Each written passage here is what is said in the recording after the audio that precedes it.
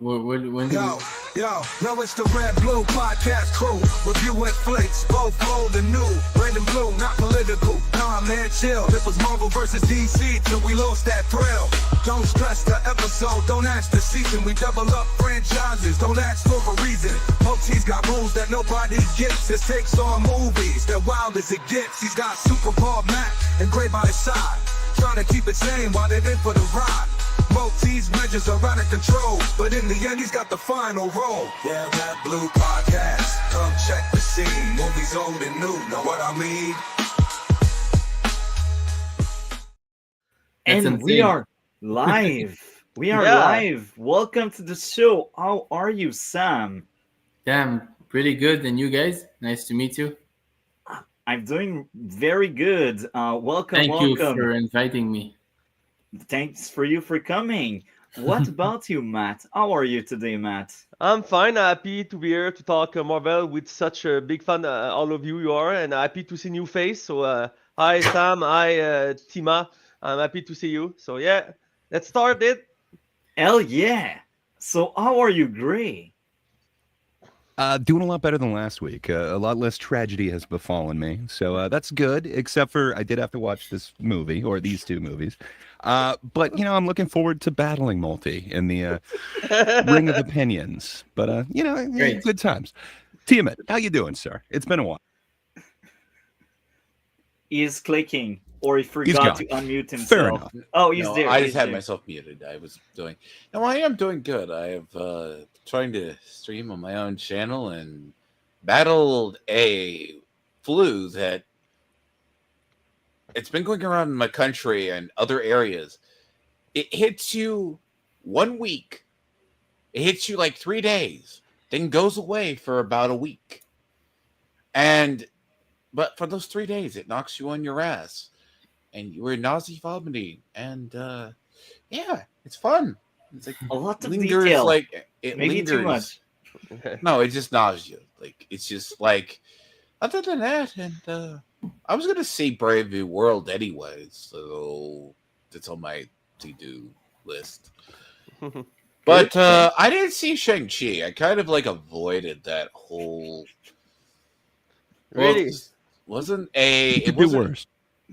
To be honest with you, Shang-Chi could have been a lot better if he was handled by, I don't want to say a real Asian, but someone who was truly passionate by Asian cinema. And I'm not a fan of Asian cinema, but there's a problem when Rush Hour showed Asia more accurately, and the goal wasn't to represent China as accurate, than this film that it was the main goal, but you barely see China, you barely see any of it.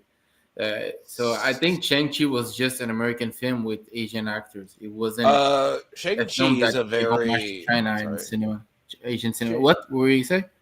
Sorry. Shang-Chi is his character was originally in the I had to tell Multi this prior to we went live. What? He was are you familiar with the era of the 70s of like 60s, 70s of blaxploitation or Asian style films? Exploitation, yeah. Asia. A little he bit was literally his main superpower, God forbid, is just being a guardian / master of like martial arts. Yeah. That is his actual power. Yeah. The problem is they still want to run with like the 10 rings, but that's supposed to be. Well, you see, that's where it's not the problem, because this is the MCU version and he follows nothing from the comics. He's his own thing. but it's also the whole thing of it's one of those like things that was a side, like they use it as a weird thing because they were supposed to put him into the Avengers. And it's that the film, before we get into it, like there's like when you understand a lot about the character, is someone does it, and it's not a thing against I think it's Sim Ling Yu. He is actually does the role well. It's just it's an odd film. And then you have Captain America, like Cap 4, which we knew was in kind of development hell where they were going through the script, but it has its own difference. But like they're still saying like because Shang-Chi was like supposed to be part of several different plot lines. Like they keep trying, they're building towards Secret Wars, right? They're either going to have to explain it as incursions. They called it the incursions in Secret Wars, where eventually they have to go blow up these other multiverses to save theirs from one colliding. Or we do not know how, but they're trying to build towards it. That's what they're trying to do. Interesting. So I will go into the second intro and then we will truly start the show.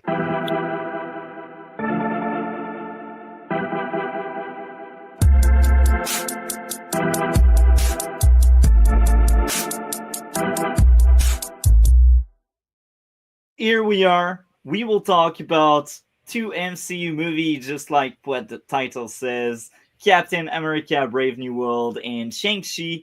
I feel like it will be kind of a uphill battle, Sam and I against the rest of the world. That will be very interesting. We all know you give 10 of 10 for Captain America multi. No, but it's nearby.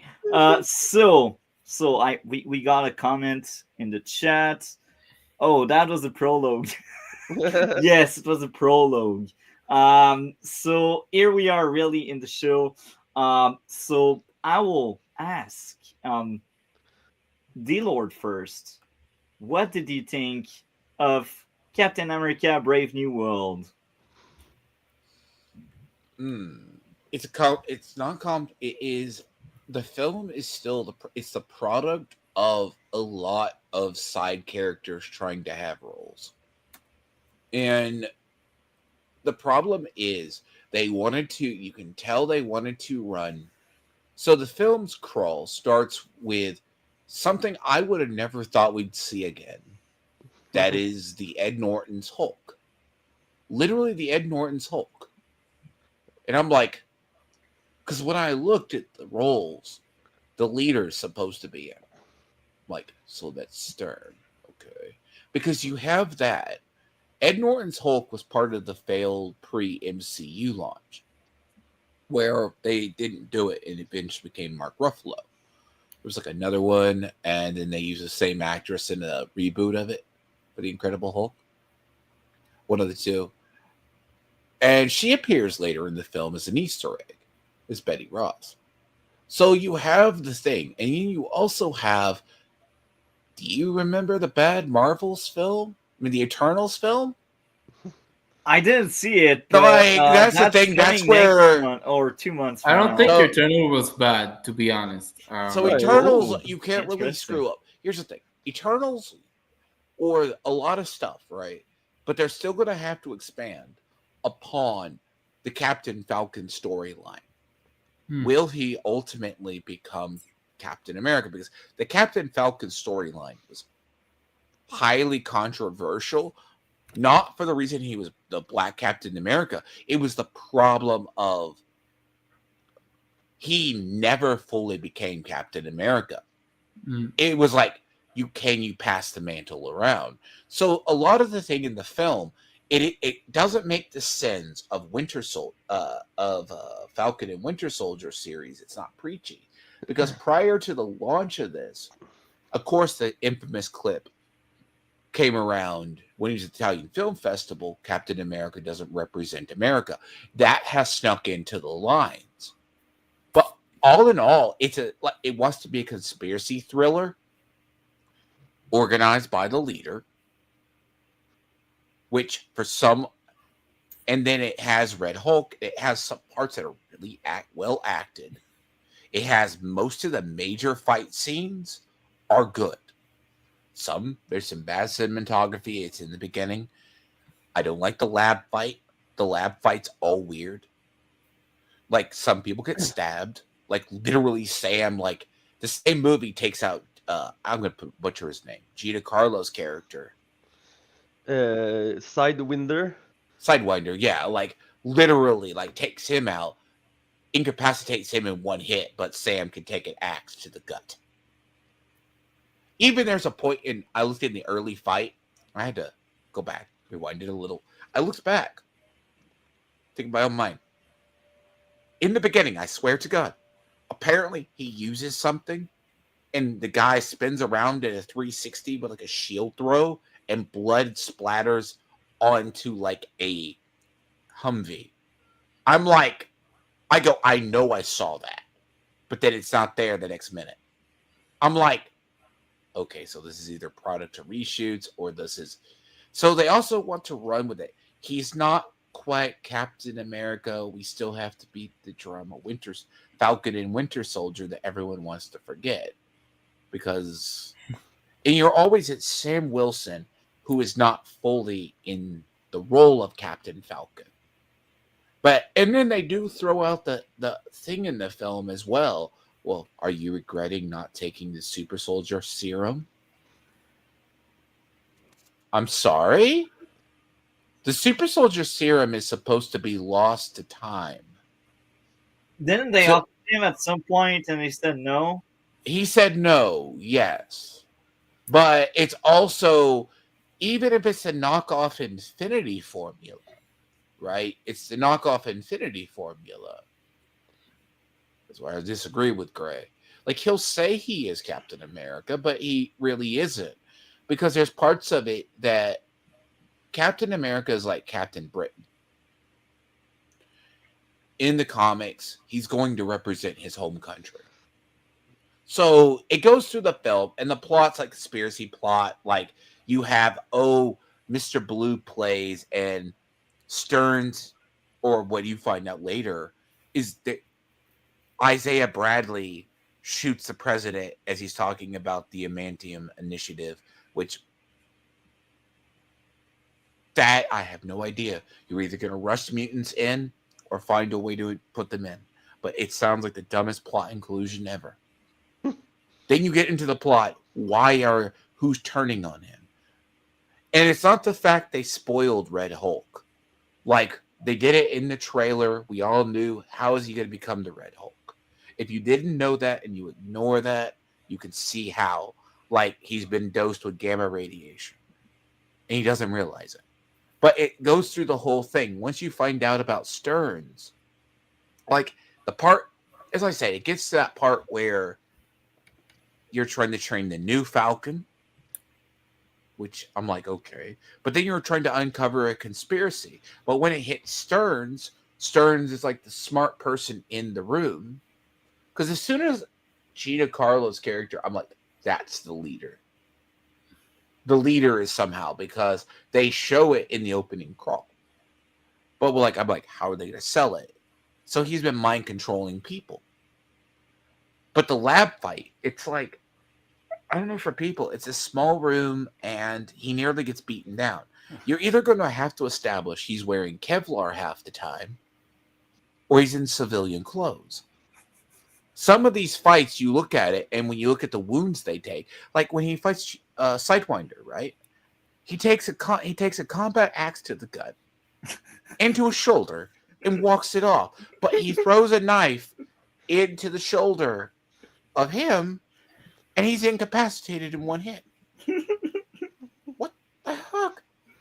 And then there's the fight in the lab. He has the shield. You're breaking into a black site. Are you not going to go in with your body armor or something? But why are you in your civilian clothes? To have different suit during the trailer. Right? But that's the part where it's interesting, right? Like, it's one of those things of the writers, I think it went through, because one of the theories about this film I think it was initially pitched as Secret Empire. I think it was pitched as Secret Empire. What's Secret Empire? Secret Empire was Hydra Cat. Oh, okay. Where, well, long story short on that, Red Skull goes to a humanoid Tesseract cube and convinces creates an alternate version of Captain America that always that felt was always a Hydra agent. Yeah, that's the comic from 2013, right? Yeah, Yeah. Secret Empire, right? But then they switched it up to having a Thunderbolts connection because the Thunderbolts series has long been in limbo. So you're getting this with Ross, who's I guess 16 years on, and some of those fights are good. The Celestial Island fight, okay, it's good. Leader's going to start a world war to humiliate Thaddeus Ross. Fine, he's trying to be a better father. Okay.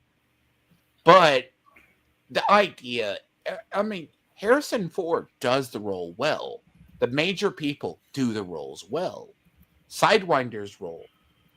You would have not known that that main villain's Copperhead. One of his other ones is the female, one of the female assassins that uses venom. But they're part of Serpent. But it's kind of like you see where they did it. And this is just my criticism of it. But it is an enjoyable film that has this. But there's parts of it that you can tell they chopped up what they initially planned. And then you get towards the big finale. I'm still not sold by the whole time. Like you see Thaddeus Ross, who Red Hulk has to control his anger. That's the difference between the Green Hulk and the Red Hulk. The Red Hulk, he became the Hulk to become, but his weakness is control. The angrier he gets, the weaker he gets. So he That's burns. interesting. He burns down. So it's a control method. So he can never be as powerful. It's the same reason Maestro Hulk is not as powerful as Savage Hulk. By the way. Wow. But Hopefully we will have a World War Hulk thing in the future, and that will so explain it basically, well. right? So you get the idea, right? Because World War Hulk is something Well, they wanted. I guess it's all depends on Universal. They want to do it because they own the right. That's the problem. The problem is Universal. If it wasn't for them, we would have a whole trilogy a long time ago. So the idea, right, is you have the Red Hulk fight, but they don't really establish what Sam's armor is. We know the wings are the vibranium wings. We know that's the gift from the Wakandans. But that fight is good. But my whole thing is, the only thing I would have one time changed is Bucky's in DC. Why doesn't he come help? Like, I'm sorry. He take a plane. He say, "I need to go take a plane." So he. He left. I'm sorry. He I'm just sorry. came in to say hi, and he left. I'm sorry. I gotta go work. Literally. I gotta go work on the new Thunderbolts series, guys. Yeah. I'm sorry. The idea is like, because if you want to think, oh, it's a new Thaddeus Ross who just first becomes Red Hulk. I'm sorry. Oh, by the way, go back to the Ed Norton Hulk when they're first battling the Hulk. They have more effective weapons against the Hulk than shooting missiles. Like, I look at that, I'm like, so the writers have never seen the prior. Even in that, they use sound to stop him. Yeah, Hulk still pushes through it, but it looks like an old style Hulk fight. He's supposed to be the Red Hulk. Like the Red Hulk. But I'm like, but there's also this point. He's going to fight Falcon. Falcon is just a man with a powered suit and vibranium wings. So when he gets it ripped off, he goes, oh, think of Betty when Betty came here. I'm like, and he only gets a rib broken somehow, even though he gets punched with a force of the Hulk or a weaker version of the Hulk punching somebody. He's like, well, talk. I know. I'm just going through it. It's a film. Does this. Like, it does tell you, but it's like, I mean, I'm fine. Then he just winds up in the raft. Then you get the Easter egg of the Betty Ross from the Ed Norton Hulk, and though I think it's the one follow-up that was the other one that wasn't used. And then you have Stearns teasing there is Secret Wars coming. But they don't call it the incursions. They call it like the invasions. So adamantium's been established for no Yeah. damn reason. We don't know how. Oh, you're gonna have to say Wolverine's not been around a while, or Weapon X, Weapon H. Weapon H. Oh my god. Actually, fun fact. I read this comic. It's By the something. way, Sam, if you've read it, So, What- Dlord, yes. I gotta ask you. So, what does Tiamat think of the film in question again? So that's a nice chat there. And soulless. It's a soul. It is a convoluted subplot mess that has enough of a mainline plot that you have to ask, and some of the dialogue dumps drive me nuts. Every villain, every person, whether it be the Israeli Black Widow, goes, "Oh, this is who I am. This is my intention." Even Harrison Ford, like Ross, like, okay, ask yourself this question. Ross had Isaiah Bradley imprisoned for 30 years. Now he's just working for him? No qualms? Oh, and by the way, Captain America can never take an investigation onto himself. Yes, he can. I'm like, so he's just willingly serve a country that imprisoned his friend, and then you have the exposition dump. Everyone just tells their plot or what they're going to do for half the film. But yeah, no, it's literally, that's like some of the dialogue in the way they set up scenes drives me insane. So it's one of those things I will have to give it, like, if it weren't for like the early fights in the church, Falcon coming down, he goes, "Oh, wait for the sonic boom," in the fight, right? The fight on Celestial Island, the Red Hulk fight. I give it like it's a mid-tier film. It misses something. Like, there's something missing. I've heard other people who reviewed it called it either side character development that went wrong or soulless. None of the characters have their own. Even when Bucky shows up, he's just there. chilling and telling Cap he is good enough to be Cap. And even if Steve Rogers had the serum, he could not save everyone, and that's No, kind of the true. line. No, before I say this, I'll pass somebody else.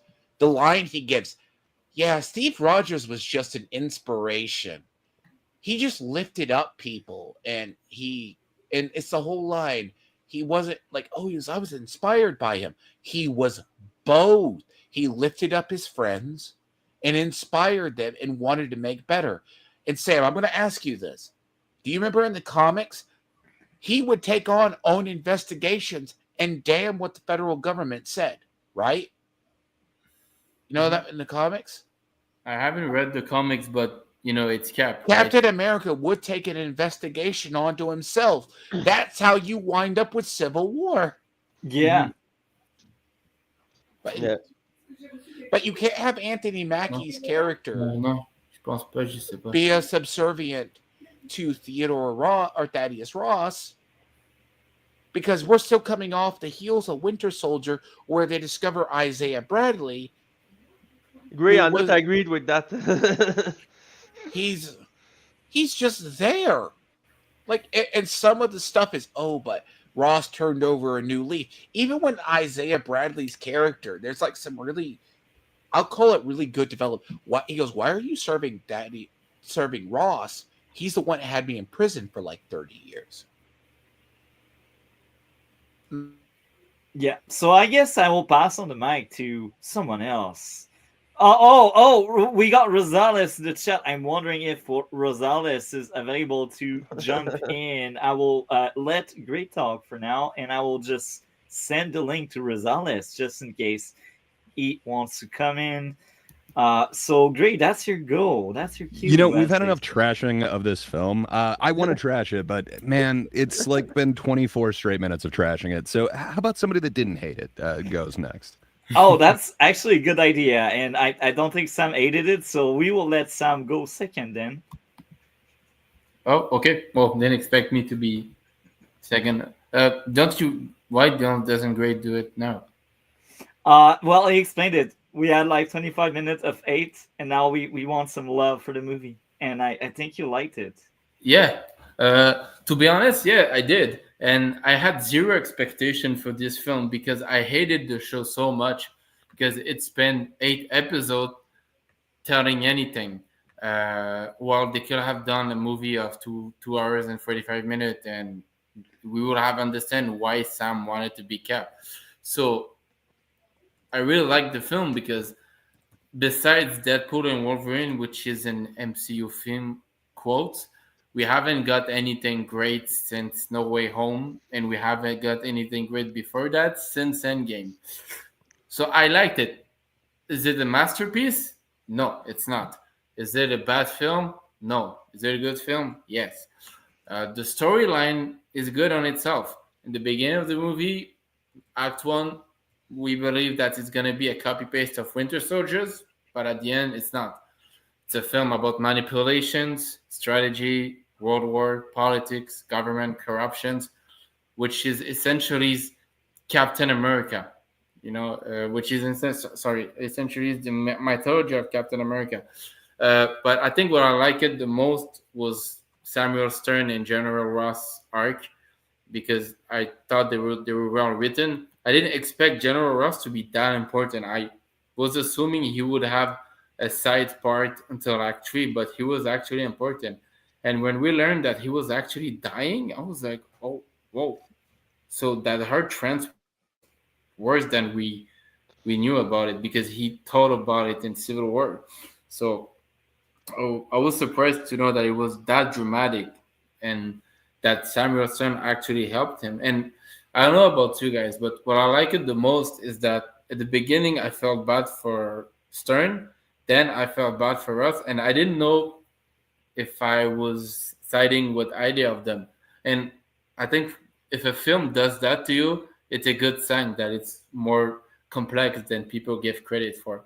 Okay, some of the thing doesn't work in that film. The fight, I didn't like it. I don't know who is that stunt coordinator, but he didn't do his job well. I think they should have asked David Leitch or Chad Taisky, who did the John Wick franchise, to come help because I wasn't sold on the fight. But the climax was great with Hulk and Captain America. I don't agree with people that saying that Sam isn't Captain America because that film definitely proved it. Precisely the scene with Bucky is like one of my favorite scenes of the movie. It reminded me of Iceman and Maverick. Have you guys seen Top Gun 2? Yeah. You guys remember the Yeah, scene? yeah, that was a solid one. I actually liked it more than the original. Yeah, me too. And you guys remember the scene with Maverick and Iceman? Yeah. Iceman Yeah. That Bucky? was a good one. In every films there has to be one scenes that summarize the theme of a film, and for me it was this one and Captain America. And it reminded me of Top Gun Maverick because it was the only time that Sam could actually open himself to someone and tell him actually what he's thinking of. And if your characters doesn't do that for the whole film, like in Captain Marvel, you don't have a soul and you don't have a movie. So it was an important part for me. And I know people say it's just a plainless cameo, but that scenes show us why Sam is made to be Captain America. And why Bucky didn't help at the end, I don't know. You should ask Kevin Feige that. But in reality, yeah, I thought it was a good film. The plot worked pretty well. I didn't think the information of Ruth being a Red Room agent was necessary. I think if we would have any information that she knew Yelena or Natasha and that she would come back as in the equivalent of Agent Coulson, but for Valeria and Thunderbolt, I would have found that interesting. But beyond that, I think they should have brought Agent Carter instead. So she's trying to get redemption and she's working with Sam. Because I didn't care for Ruth. But I think that was my only cons of the films. But regardless of this, I think it's a good step. It's a good step back, not step back, return to source for Marvel, and I hope Thunderbolt will surprise me more. And I think Fantastic Four is going to be amazing. But this is my thought. But I can continue on and on if you guys want, because I really like. If you want to share more, man, feel free to do it because we had again. Dre said it, we had like 25 minutes of eating the movie. So if you have more Okay. praise, go for it, man. So TiamatDlord. Sorry, am I saying your name correctly? Yes. I felt it was more like. Also, I should have said it. Did it feel more like a movie, or they were originally planning a TV show to you? What? I'm sorry. What? The film, did it feel more like a TV show or a movie? It felt more. I'll say.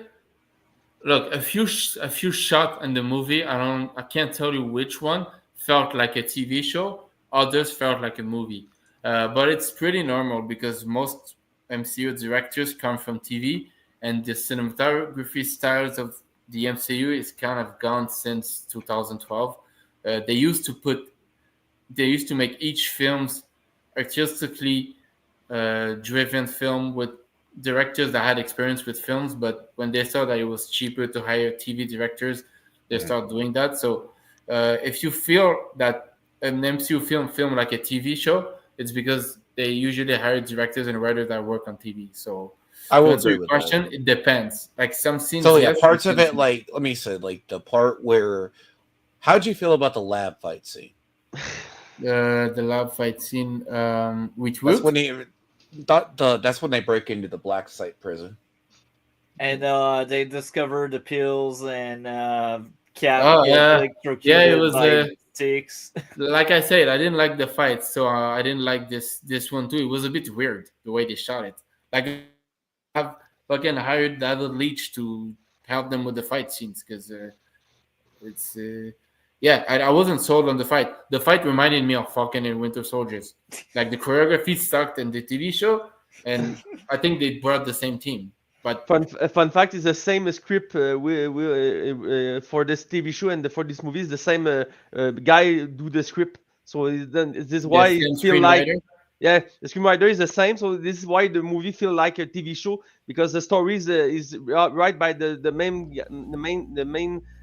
same guy who write for the TV show. So Yeah, yeah. but the That's only MCU two is of a the big five TV show writers. anyway. So what? 2 of the 5 writers. Oh, Yeah, yeah. Yeah, there were But 5 writers I on think this, but 2 of them came from the show. for me, this film fixed Falcon and Winter Soldier, and it proved my point once again that I think this film should have been the 5th entry, and the 4th entry should have been Falcon and Winter Soldiers as a film, because this film felt more as a sequel rather than an origin story for Sam, because they gave us 8 episodes to tell us why it should be Cap, and at the end nobody was sold on it, and now they had to wrap it up in 2 hours on okay, now we'll tell you again why he should be Cap. And it worked because of that scene with Bucky. But that film could have easily been a sequel if they had done it. They had done the TV show as a film. And for anybody who's telling me, yeah, but in TV show you have more time to justify anything, we watch Captain America 1. And 20 minutes, you understand why Steve is made to be Cap. And Iron Man 1, you know why Tony Stark is made to be a hero. And Thor and Hulk, it's their origin story quotes.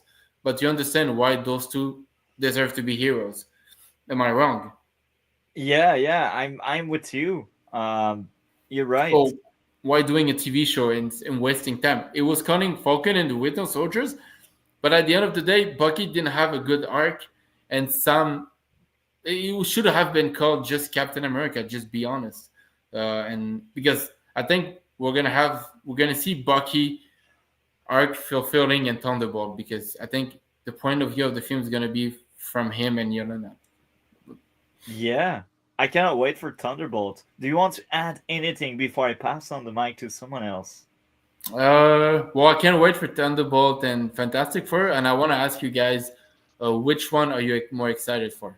Because I felt like people aren't sold on Thunderbolt, but for me, it's fresh, it's grounded. Yeah, it has a Superman kind of characters, but it's grounded. It has characters that wants to have redemption, similar to Guardian. So I want to know if you guys like, are you hyped for Thunderbolt? Dlord, are you hyped for Thunderbolt? I am okay. Thunderbolts is like Suicide Squad is for DC. Hmm. Exactly. Just shove anyone there that you want to be a main.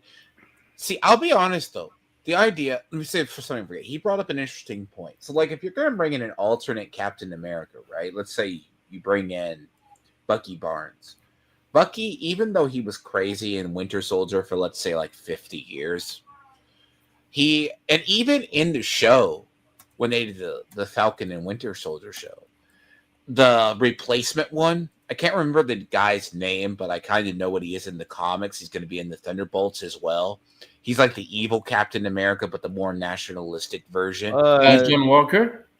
Jim Walker, yes, but he has a different name. He's like, but I am John fighting Walker. for the version of America that I believe, or whatever. But it's one of those things. But yeah, Fantastic Four is what I'm more excited for. Thunderbolts, it has the TV show vibe to me. It might turn out to be funny and good. It has a good cast. It's all how they execute it. Hmm. So, Fantastic Four, the only thing with Fantastic Four is how is it going to connect to the rest of the MCEU? Because is it a throwaway film to introduce the incursions or the invasion in the multiverse? Or are they going to get time sucked into 2020? Because it's done in the original style. Like, literally, they're going back to Galactus. Hmm. But Yeah. it's going to be a full body Galactus. Yeah. But it looks good on paper. Everything looks it's going to be the early 60s, 70s Fantastic Four. Hmm. So I guess I will ask Matt. Thunderbolt, are you excited about that one? Yeah, I'm pretty excited to see this movie. I know the comic is from is Timat said is like Suicide Squad from Marvel, and some character I hype to see like Bucky Barnes, but the other Red Guardian. This character is so funny to follow. So and for the new Black Widow played by Florence Pugh, for all of it, I hyped to see this movie, and for the first time we see Century on cinema. So I'm intrigued how he will make this for a movie. But Fantasy Four is more hype for me because no not movie of Fantasy Four work. So this time is the chance to do a great Fantastic Four movie. So I hope it will be. And with Pedro Pascal, I'm pretty sure it will work. So yeah, I'm hyped to see this movie too. Yeah, so yeah. Okay, thank you for sharing. And as of me, I am excited about Thunderbolt. However, I will echo what Matt and Grace said. I am far more excited about Fantastic Four. I feel like Fantastic Four, just based on the trailer I've seen, looks like they will take some risk, and they will try to be different than the rest of the MCU. But I'm still hyped about Thunderbolt. I'm just glad 2025 is really good for MCU, and I will ask Gray if Gray's back, if he's excited about Thunderbolt. Maybe Gray isn't back. Maybe, No. maybe. So I will mark down in the chat when will he be back, and in the meantime, I will pass on the mic to Matt. Matt, what did you think of Brave New World? Okay, so I agree. For me, this movie is the most weak movie about Captain America. Is the four we have four movie about them, and this movie is the weaker. But weaker not mean bad. For me, it was a okay movie, a little good for some point. I like the new version. The Captain America is more tech, is more human in this form. I like that. I know for me the big issue with this movie is the storytelling. You can see this is you have the script have many problems to create a good script for the story, and we can feel that, and we can feel more with the promotion of the movie, all the promotion of the movie with about the Red Hulk, but it's not the main villain of the movie. It's the leader, like we said before. I know there is not good, it's not easy to promo for the movie, but is maybe is a fail for him to not have a way to show him for the promotion. But yeah, but, in the end, this movie worked for me. I like the like I said the new Captain America. I like to as the character Isaiah Bradley. He's one of the one of the good character come for the TV show, and he used them again for this movie. And Carl Lumbly is the actor to play this character. He's so phenomenal in this role. He gives so more emotion. I like him, so I'm happy to see him again in this movie. Harrison Ford is solid to retake the role of William Earth, because William Earth is now dead, and now is Harrison Ford at the Tedious Rose role, and he worked pretty great for this role. You can feel he's more important in the story than the Captain America.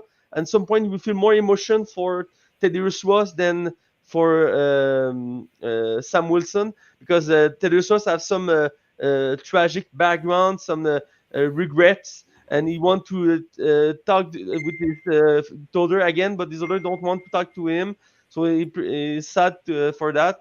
The return of the leader is interesting for me. It's finally time to for a main villain is good, because for some time MCU not know how to do good antagonists, like and Deadpool Wolverine. I love this movie Deadpool Wolverine, but Cassandra Nova was forgettable in the movie. She's just an antagonist for the plot, but other than that, she not memorable, and it's the same for many movie of past and past few years with Marvel. But this time with the leader, you have some substance. It's not big enough, but it is work for the story. Tim Blake, the son, is good as the leader, and the leader is a tasting violent. It's just bad that is the villain for Hulk, and Hulk is not here. I feel this movie it can be work for a Hulk movie, but it's not. But Hulk is for is Universal have the right for the Hulk, and he don't want to do a movie because the last movie not work. So Hulk he can be have the own movie. Is sad for that. So he used Captain America instead, and his work for the concept, but I think it feel better. It will work better with Hulk and the main character. And I have a point is angry me is you have Giancarlo Esposito is play the third villain of the movie, a sidewinder, and for me this actor is so good. Is one of the best actor the past few years, and this movie you can forget him. He in three scene in one fight, and all of this you can forget. The character is not interesting to follow. He's supposed to be the leader of the Stepan Society. He's like a group of valiant in the Captain America universe. Not very interesting in the comic either, but he tried to do to inside that in this movie. I think he's not served the plot. And a interesting fact about the casting, the character played by Shia Ass is supposed to be a Sparian from Israel. But before the film, when the film is in production, some people criticize the idea that we have a character from this country and a main actress for the movie. So we changed the character, and now she become a Black Widow. So is more acceptable for the large public. But originally she's supposed to be a Israel superheroine character, I think is not another element not working for the movie. You feel she there, she fight is anything, but she feel out of the box for all the plot of the movie. She's like the security main security for the president, but you don't know how she become here and what is the purpose is not clear for the character. The movie have so many reshoots, so you feel that there's some chaos and some point in the narration, chaos in the narration. Um, but in the end, I enjoyed this movie. It was a good entertainment. Is like I said, it's the most weaker movie about Captain America.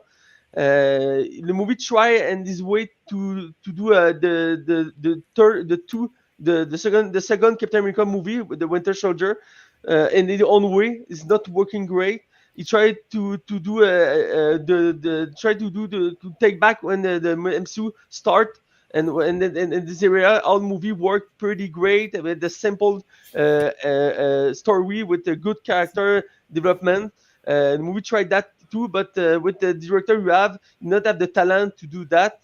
So in the end, this movie is just like a new chapter for the MCU to push to add more element to the MCU like the adamantium for the future of X-Men and this universe. But for the Captain America movie, yeah, it can fail for that.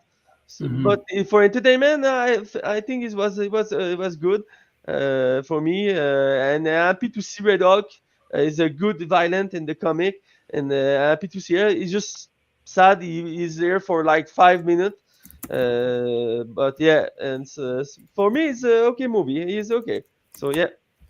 Thank you for sharing. Thank you. Now Thank we you. will pass the mic to Gray because he's back.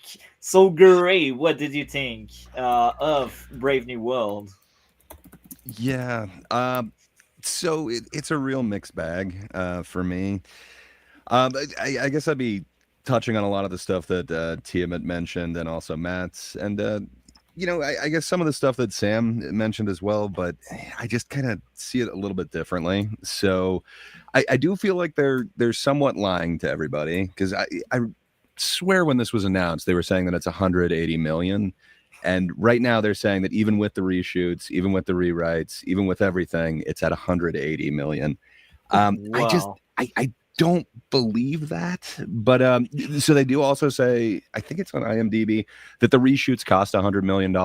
If so, that means that this entire thing, your superhero movie with Harrison Ford, is only $80 million initially. Like that can't be right. So there's a couple different sites, and supposedly they've been debunked, but some are saying that it costs as much as 380 million.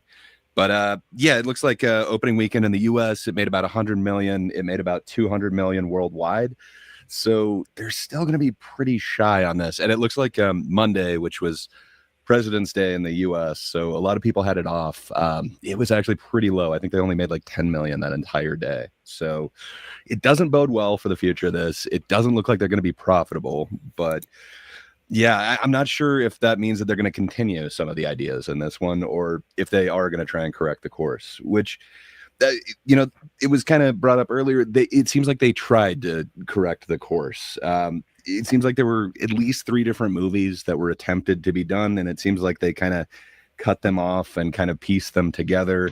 It doesn't feel like a cohesive plot. Like, and I guess that is to do with some of the controversy, like Matt mentioned.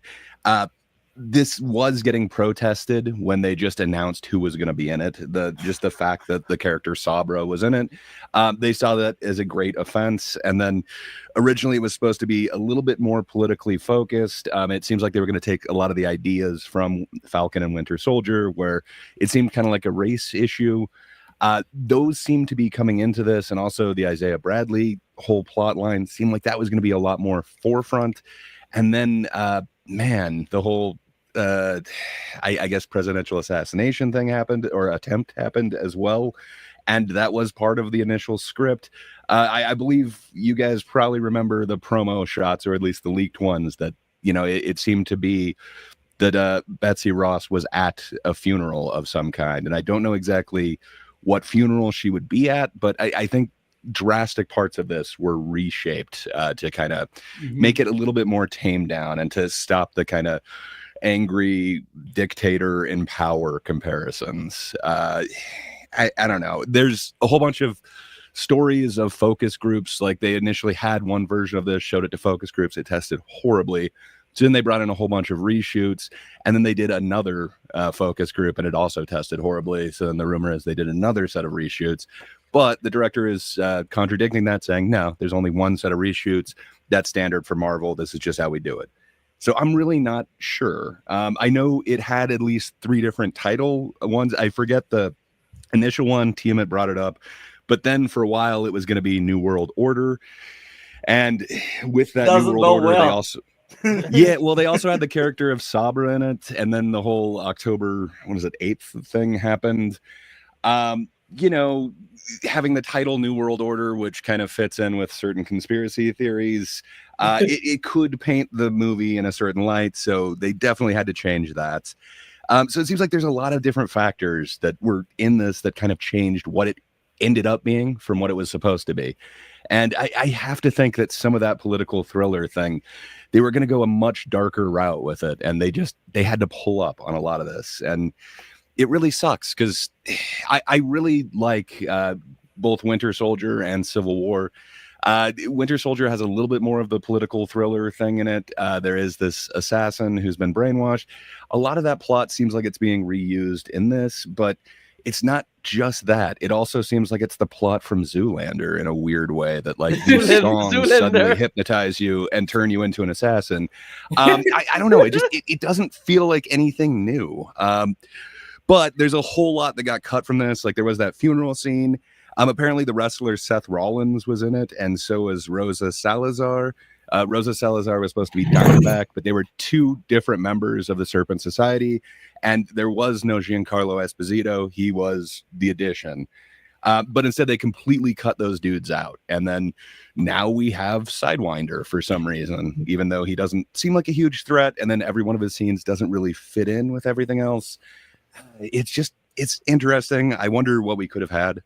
And then another character that's supposedly cut, they did say that Amadeus Cho was going to be in here, which he is kind of the current version or one of the current versions of Hulk. He's a scientist dude who like synthesizes Hulk's blood. Supposedly it was going to be played by the kid from Ghostbusters, that podcast kid. He was going to be Amadeus Cho, supposedly. I don't know exactly how that would have worked, but yeah, completely cut out of there. And then they also teased Eli Bradley, who's Isaiah's kid. He was in Falcon Winter Soldier. Yeah. He was supposedly going to have more of a plot in this. Like, you know, his father is put back in jail. That completely went out of the left window. Same thing with Mark Ruffalo. He heavily hinted that he was going to be in this movie, and just he is not in it at all. Same thing with Julia Louis-Dreyfus. So she's kind of the new... The woman blanking on Fury. his name. Yeah, essentially the new Nick Fury, and she is going to be in the Thunderbolts one, and she is going to be the one kind of Valeria de Fontaine. supposedly. But it was kind of teased that she was going to be in this too, and I think she was in a couple iterations of it. But man, I have so many issues with it. To me, this seems like a bad political thriller. So one of the things that makes for like a good political thriller to me is when it's kind of one step ahead of the audience. Like maybe it'll give you some of the clues, but it doesn't just like spell it out for you. In this, instead, it gives you all the information ahead of time, and then we're smarter than the actual characters that are in it. It just, if you're going to do it that way, it's got to be clever, and it doesn't feel like it is to me. Like again, it feels like it's a rehashing of the Zoolander plot. But it seems like the political thriller aspect of this really clashes with like the superhero elements of it. It doesn't feel like they're one cohesive movie. It feels like we're smash cutting from one type of movie to another. And I kind of dig the way that they were visually making it look for kind of the start of it, the political thriller. It looked a little bit different than the other Marvel movies. Mhm. I kind of dug that. It was a little bit more outside. It seemed like it was a little bit more natural lighting, not that like hyper, I don't know what you'd want to call that, like the kind of stylized lighting that a lot of the superhero movies use. But I have one issue with this. What kind of movie is this? Is this a Hulk sequel? Is it an Eternals sequel? Is it a Falcon Winter Soldier sequel? is it a Captain America movie? If it is, like, what is Captain America's arc? He has no arc in this entire thing. It's the exact same arc that was Falcon Winter Soldier. Like, okay, he's handled the shield, but he doesn't feel like he's Captain. I don't know. It's just weird to me, but almost every other character has some sort of arc, but not Cap. Like, it's weird. I don't feel like it's a Cap sequel. And then it just feels to me like the teeth were taken out of every aspect of this. Like, if it's going to be that he needs to actually live up to the mantle, cool. How do we do that? To me, it would be put him against one of Cap's like main villains. Like, if you put him against Red Skull, that's one way of actually showing that he earns that mantle. Instead, it's just, I feel like I'm good now. I was able to talk down the Hulk, so we're good. I don't know. To me, that doesn't feel like that part actually has teeth in it. The actual political thriller of this doesn't feel like it has teeth. Like, okay, so they lock up Isaiah Bradley, but does anything really happen after that? No. Instead, it's just the Zoolander thing where, okay, this dude suddenly plays music and now anyone is under his control, but they're not going to do anything about that. They're not going to like say, okay, we've got to turn our radios off. Instead, they're just going to stay on the radios and just wait for it to happen to the next guy around them. To me, that just, it doesn't work. But yeah, I guess it is kind of the combination of all these different writers. Again, there's 5 writers, 2 of which came over from the show, and they had the initial concept for this. And then through the rewrites, I believe they gained 3 additional writers, from what I understand. I could have the time frame on those wrong. But yeah, it feels like everything that they're trying to set up towards this whole thing, it's like they're doing the Winter Soldier arc, but they've really nerfed the hell out of it. It doesn't feel like it's got nearly the teeth that the previous Captain America one did. And it actually had, an arc for Cap. Like, he had to actually deal with, okay, this is somebody that I knew from the past, but they're doing something horrible now. What do I like? He has some conflict. He has some growth. Same thing with Civil War. Like, there is an actual conflict. There is an arc that he goes on. He's willing to drop the shield. He's willing to not be a part of that team because he's going for principle. In this, I don't know what Cap's arc is. If any of you guys have it, maybe you're smarter than me. I couldn't really see an actual arc in this for him, yet he's the titular character. Well, so it leaves me to... Continue, then I'll answer. I will push back a bit. Like, I didn't see Winter Soldier, so maybe that's why I feel like he has a character arc. You basically have. You've just seen a worse version of it. Oh, okay. Okay, well... You didn't see Winter Soldiers? No. There's a lot of things like... For shame.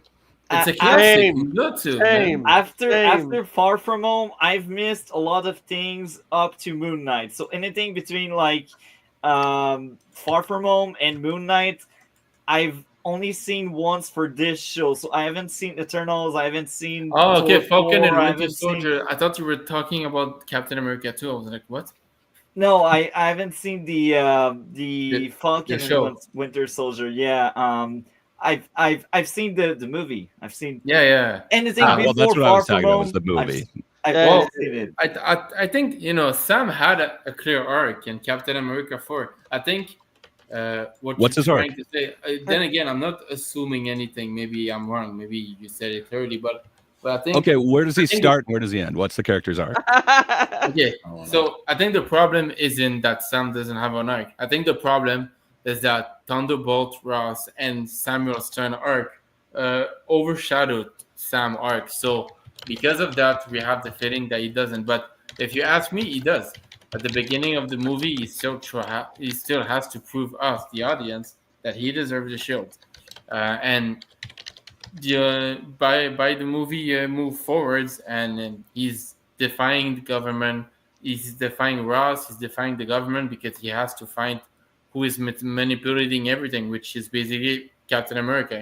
He's fighting to stop the bad guys and stuff. And the moment he truly became Captain America was with that scene with Bucky. So it's written differently than the typical character arcs because it's overshadowed by the others. But he has an arc. I would argue it's poorly written. Yeah, I guess, that's the arc. Weirdly, it's the same arc that he had in Falcon and Winter Soldier. It was he didn't feel worthy for this, so he gives the shield to U.S. agent. I can't remember his name. John whatever. So that dude gets the shield, and then he realizes that dude's not worthy. So he finally takes the mantle at the end. It feels like it's the same just copy thing paste. again. Yeah. Yeah, and he's not shown that it's just all of a sudden Bucky comes in and he's like, you don't need the serum, you're good. It's just it's a tell, not a show, where we see, we see Steve Rogers, we see what he goes through. It's not just somebody walks in and tells you, hey, you're good enough now. Like it's great. I don't know. It feels different. It feels like if that is his arc, it's completely shortchanged in this. You're right. It's overshadowed by both Stern and Ross's arc. They actually have definitive arcs.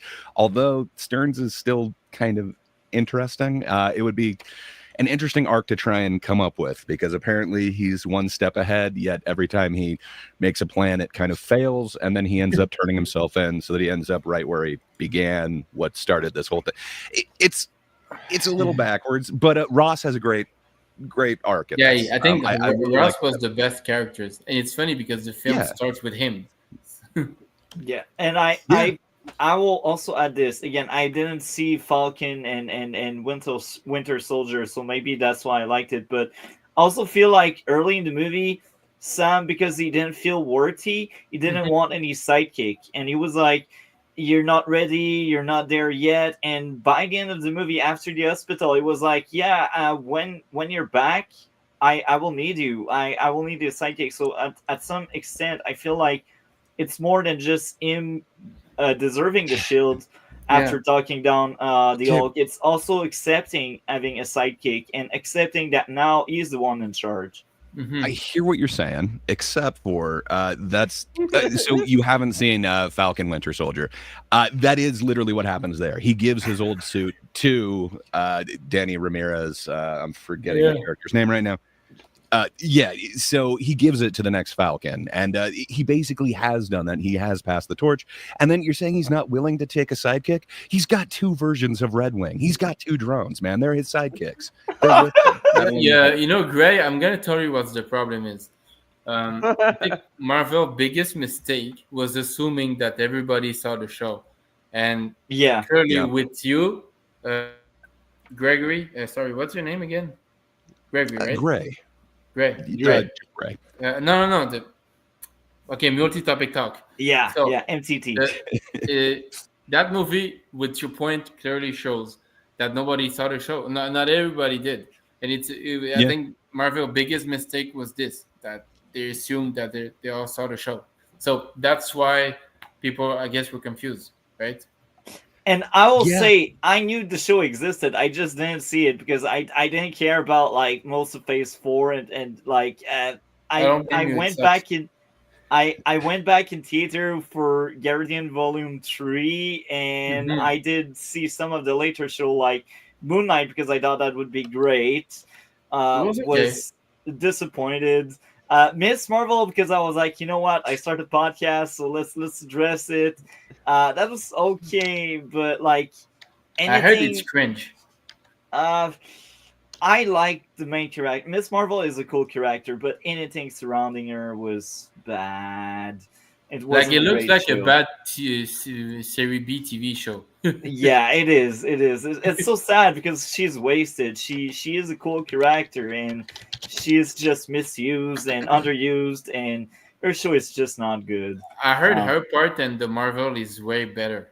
Like I haven't seen the movie, but I heard like she's kind of the heart of that movie. She's the art of the movie. Yeah, but I'm excited to see more of her. Huh? I'm excited to see more of her. She is a lovely character.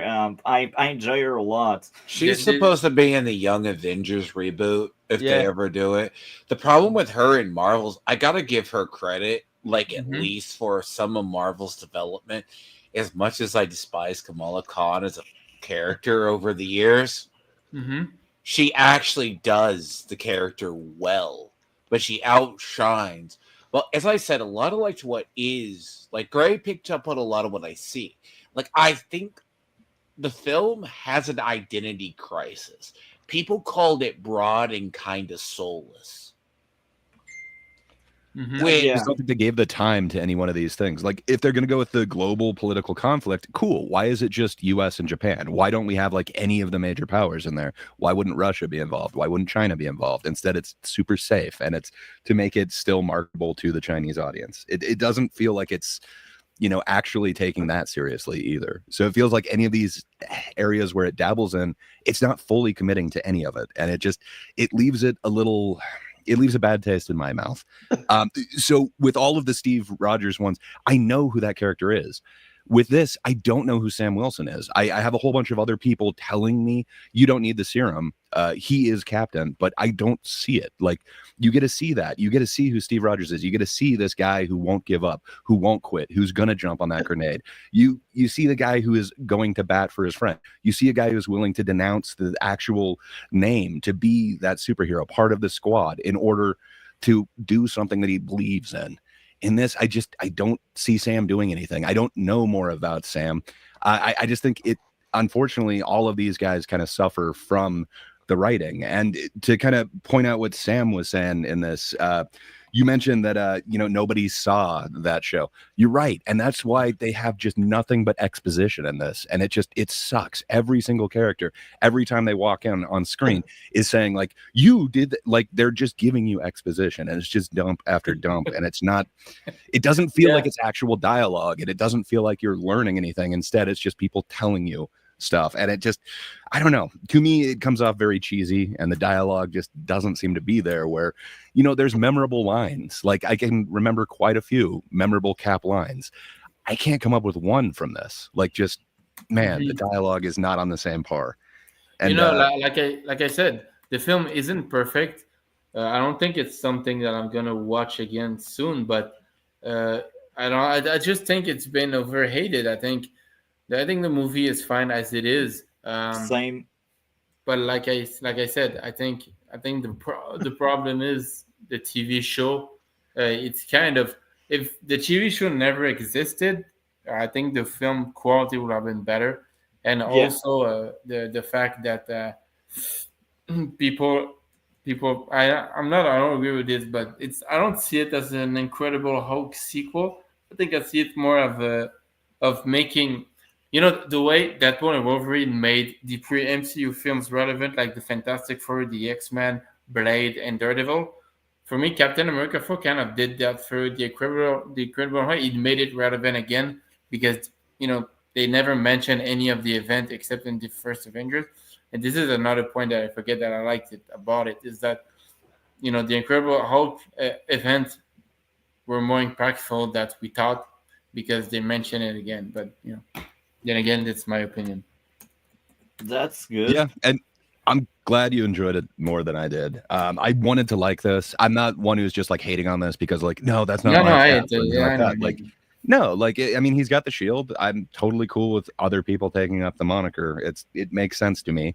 They've done it so many different times. Like, I'm even down with Amadeus Cho being, the Hulk. Like, he is the one who's in the comics under the name Hulk.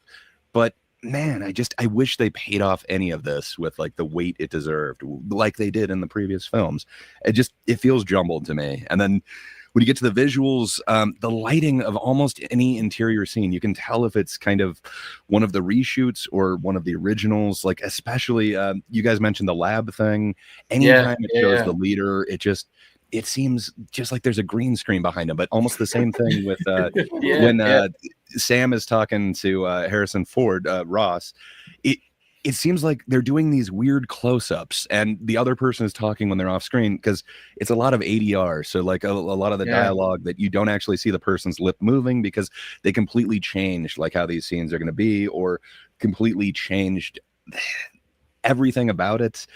So a lot of times they either have somebody talking where their face is covered, or they show a reaction shot and then that's when you hear the other guy talking. It doesn't quite come off like any part of this was planned out.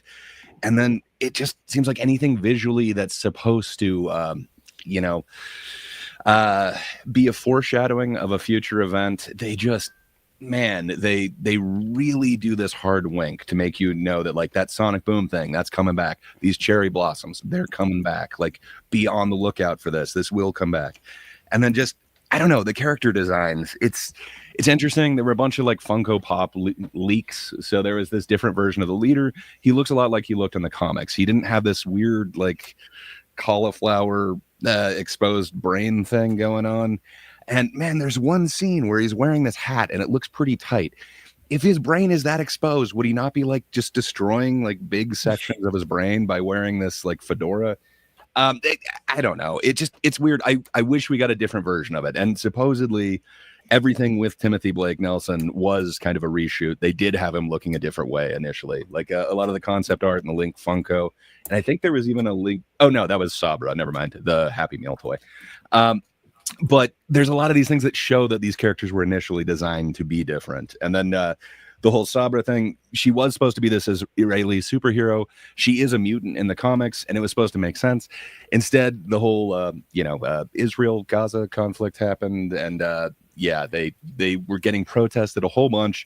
Mm-hmm. So they kept her as Israeli born, but then they made her a Black Widow instead. So she's not this member of the Mossad or anything like that. You know, the Black Widows take people when they're kids. So it's just a country of origin, but it's not like she's part of the Israeli government like the character is supposed to be in the comics. So it seems weird. And they leaked McDonald's Happy Meal toy of that. Originally, she was supposed to actually be the Sabra character. But yeah, just all of this, it doesn't lead to like the most cohesive film for me. And then the whole adamantium thing, oh man, I've been waiting so long for the X-Men to be a part of the MCU. This just ain't it.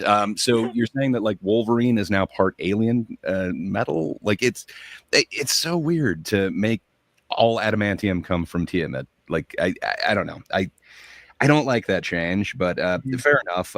So I guess part celestial now. That's a nice analysis. But the leader. But I have to give him a nod.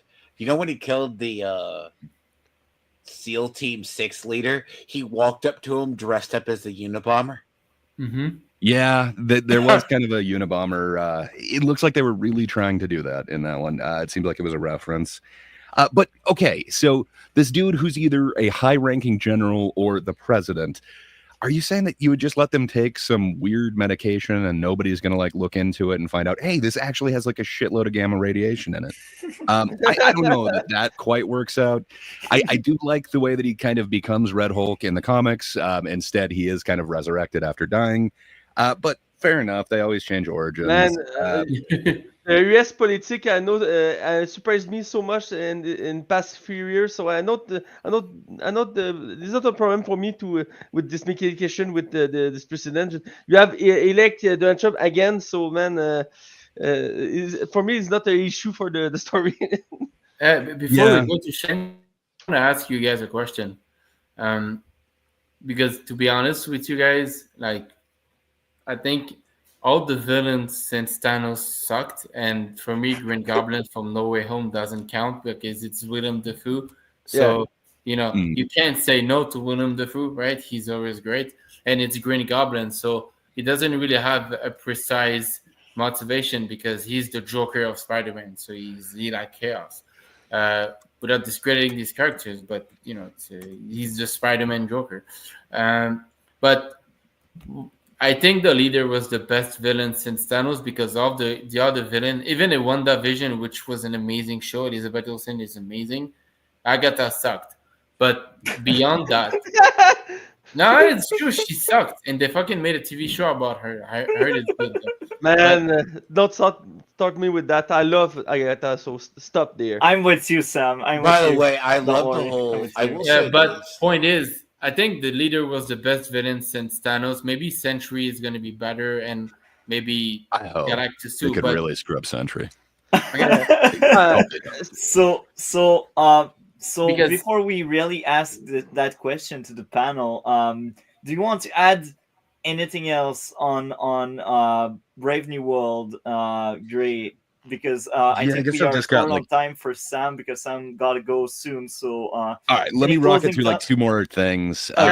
So Cap suit. Why does he have Ant-Man's helmet, Black Panther's suit, Cap shields, Falcon's wings, and Archangel's blades? It's to me, diverse. it feels it feels like he's an amalgam of all these other characters that they just threw into one to accommodate the fact that he didn't take the Mm. super soldier serum. I don't know. It seems like his legs would be broken if he's going to do that sonic boom land thing, but fair enough. He's kind of the MCU's Batman right now, as far as I'm concerned. He's got the utility belt with every single toy you could imagine, including 2 drones.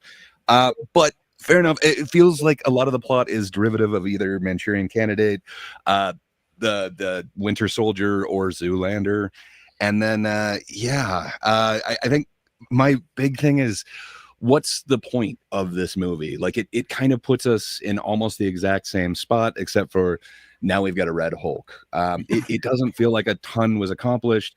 It felt like Danny Ramirez, Joaquin, was going to be Falcon in that TV show that nobody watched, and it felt like Falcon did pick up the shield. It doesn't feel like this set up anything else other than saying, hey, you know what, there's more bad guys coming. I don't know. To me, Yeah, it they just, made it's him. kind of a They made letdown. him.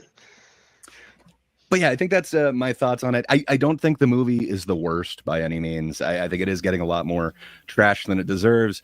do. I was hoping for better for Anthony Mackie. I really like all the actors in this: Anthony Mackie, Harrison Ford, Danny Ramirez, Shira Haas. I don't hate her as the character. I don't necessarily buy that like this 4-foot chick is going to just be throwing dudes around if all she has is just, some Black Widow training. But yeah, Timothy Blake Nelson is amazing. Carl Lumbly is just amazing. That dude deserves so much more. Oh, yeah, It he's a really good sucks actor. that they gave him that horrible haircut once he's in jail. He deserved better. So now we gotta answer Sam question that was basically thoughts on villains after Thanos, starting with Gray. Do you feel Yeah, like I'm kind of blanking on a lot of them. I really like, I gotta say, after that, I think we do still have Wanda. She comes off as a real interesting villain to me. Mhm. I dig Agatha. I can understand why people don't.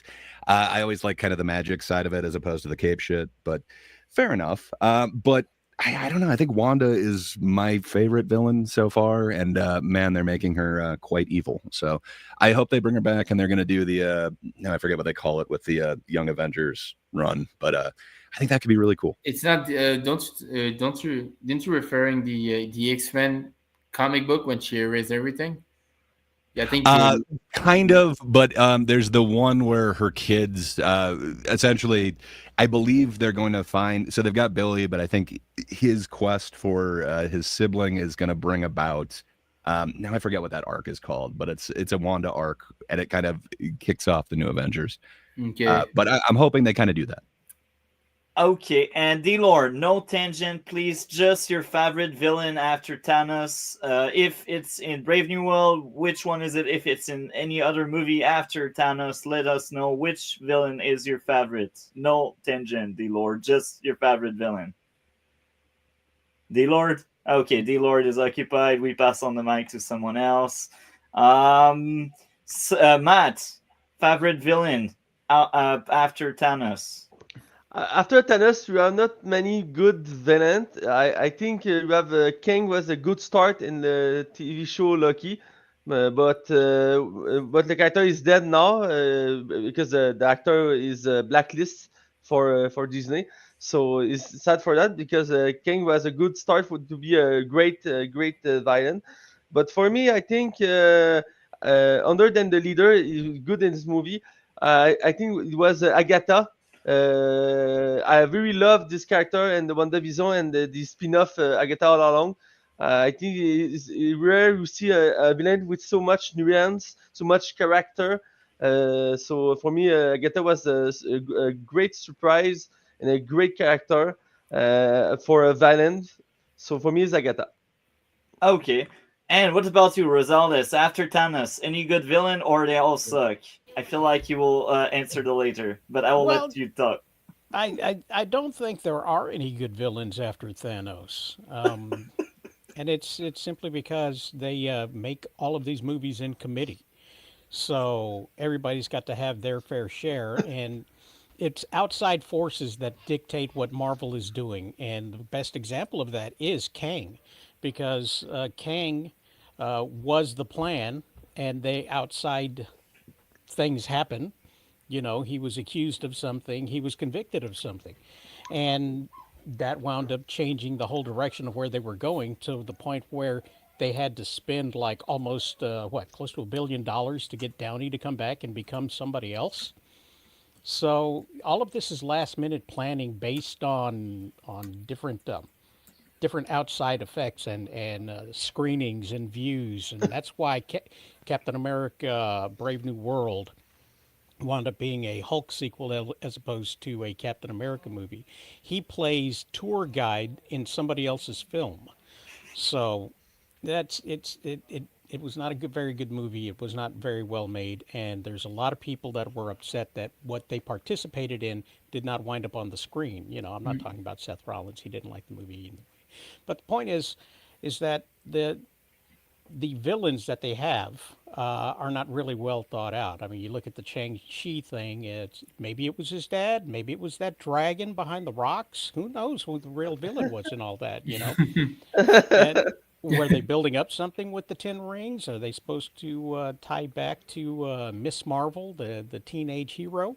None of it makes sense, and they drop these threads and leave them for later, and then they're going to come in here with the Fantastic Four and reset everything because of Reed Richards' heroically God-powered son who's going to change everything for him. So, but that's just my opinion.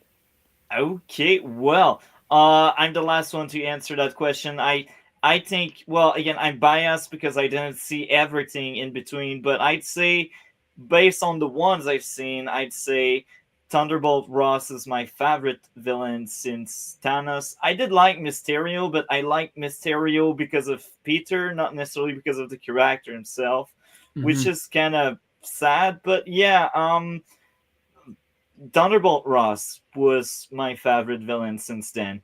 And I think that closes up that small question you had. So now, Sam, because we know you are leaving us soon, I will ask you the first thing is, what would be your grade out of 10 for Brave New World? My grade. Yeah, out of 10. Well, you might be shocked by it because the way I grade film isn't the same way that people usually grade. But that's fine.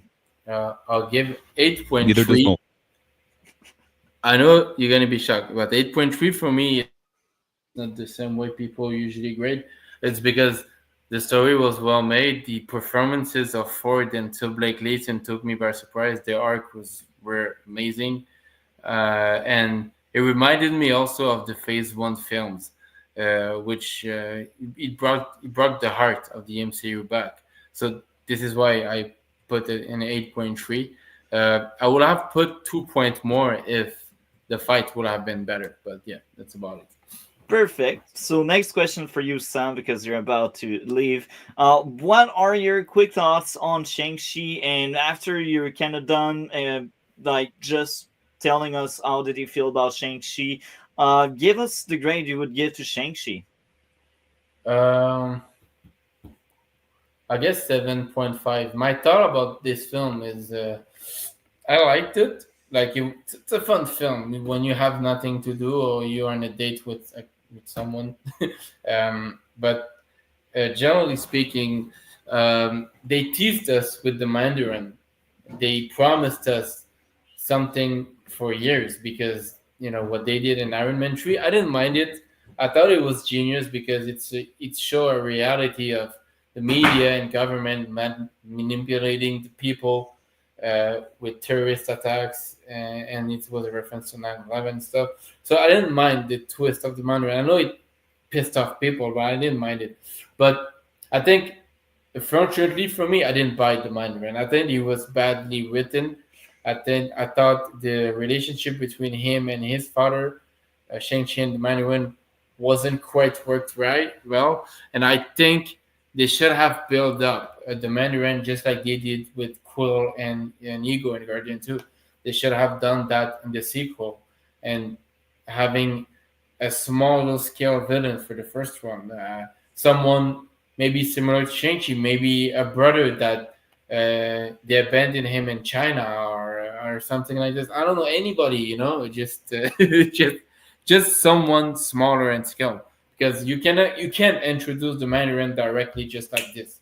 And Favreau said it back in the days that the Mandarin wasn't a good idea to be introduced right away. So that's what disappointed me. And Tony Leung, which is an amazing Chinese actor, he nailed the part, but they wasted him with only one film. They should have kept at least two or three films. Uh, yeah. What about you guys? What you thought about it? Well, we will have a very long discussion after you're gone on the matter, but Send me the video when you finish. yeah. All I can say for my end is, oh my, that was bad.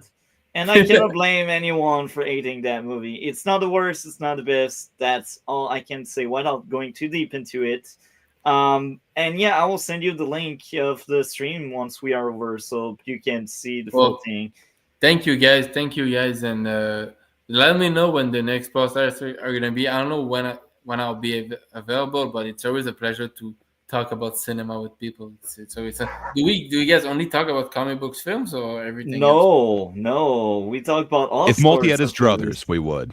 But we try to slip in some old films, something beyond 2010, and trying to make Multi get a little bit more knowledgeable on film. But man, it was awesome hearing your opinions on this. Oh, Yeah. thank you. We Thank you will guys. keep you updated if you like that. Again, I will add you to the other chats, and Okay, perfect. Yeah. you also have the full planning. We will talk about that behind the scene. But yeah, thank you for joining us. That was a very fun time with you, and hopefully we will have you on the next stream. Then thanks. I'll let you know if I'm available because I go to theater a lot on Tuesday. So it's every Tuesday usually. Yeah, Yeah, yeah. We got Okay. other shows on other days, but this show right now is on Tuesday usually. Okay. Okay. I'll let you know. They all depends if I go to theater or not. It depends. Oh, you guys are from Montreal, by the way? No, we No. are from everywhere. You, yeah. you A few of USA. us are from the U.S. Yeah. okay? Which part? The Right. flyover parts. We're not from the parts that you've heard of. Just the horrible stuff in the middle. I'm from Texas. Unfortunately, Multi seems to collect some French people. Ah, ok. No offense to you. Macbeth, tu es d'où, toi? Moi, je suis Saint-Jérôme, dans les Laurentides, donc... Okay. And Gabriel, you from Quebec or Montreal? Montreal. Okay, I'm from Laval, so it's the We are for, neighbor. for We the are neighbor. American people, it's like the New Jersey of Quebec. We are neighbors. Yeah, Yeah. yeah, exactly. Have a All good right, night, Taste. man. it was Thank an you. honor, guys. It was an Yeah. honor, guys. So you take Right. care and see you Yeah. again. Yeah, take Yeah, care, good. man. Take care. So now it's Rosales time about Brave New World. What did you think of Brave New World? Rosales, roast it because after that I will be gentle. So I will let Rosales roast the F out of Brave New World if he is there. Are you with us, Rosales? Rosales. You are No. muted if you speak. Maybe he is not with us. Oh, I just realized BRB. I'm blind. I'm way too late. So I guess I will go on next. Brave New World. I really like that movie. I will sound crazy, but that's like the usual me. I like the action. Thunderbolt Ross is my favorite villain we had since Thanos. That's amazing. We needed a guy like that. And I didn't see Falcon and Winter Soldier, and because of that, I really liked Captain America arc. Um, oh my, oh great, you're making me laugh. But yeah, I really enjoyed the spy thriller aspect of that movie. Did Winter Soldier did it better? Yes, it did. But on its own, I still feel like Brave New World was competent at doing a spy stuff there. Um, Now, my first issue with Brave New World would be in the fight in the streets between the mercenary and Sam. Sam got Grizzly plot armor, got shot point blank. He also had enough time to leave his car before said car blew up. I don't know, like that entire sequence is weird because he's in civilian clothing and yet like it seems like he has the super serum. I didn't like that. The next issue is um more of the same. Later in the movie, he has like super strength without the suit. It didn't make sense that Sam can still throw away the shield around in his civilian clothes. To top that, he is He able was to tank. practicing. It showed him and Danny and Carl Lundley practicing, man. Oh my! But I feel like when he is out of the suit and he does weird feats, that's weird. What? Why do you have the suit? You don't seem to need the suit. You don't need to see like you don't seem to need the serum or the suit. Uh, these are my issues. I thought that was weird. Just let him be in the suit, and that kind of explain why he does weird stuff.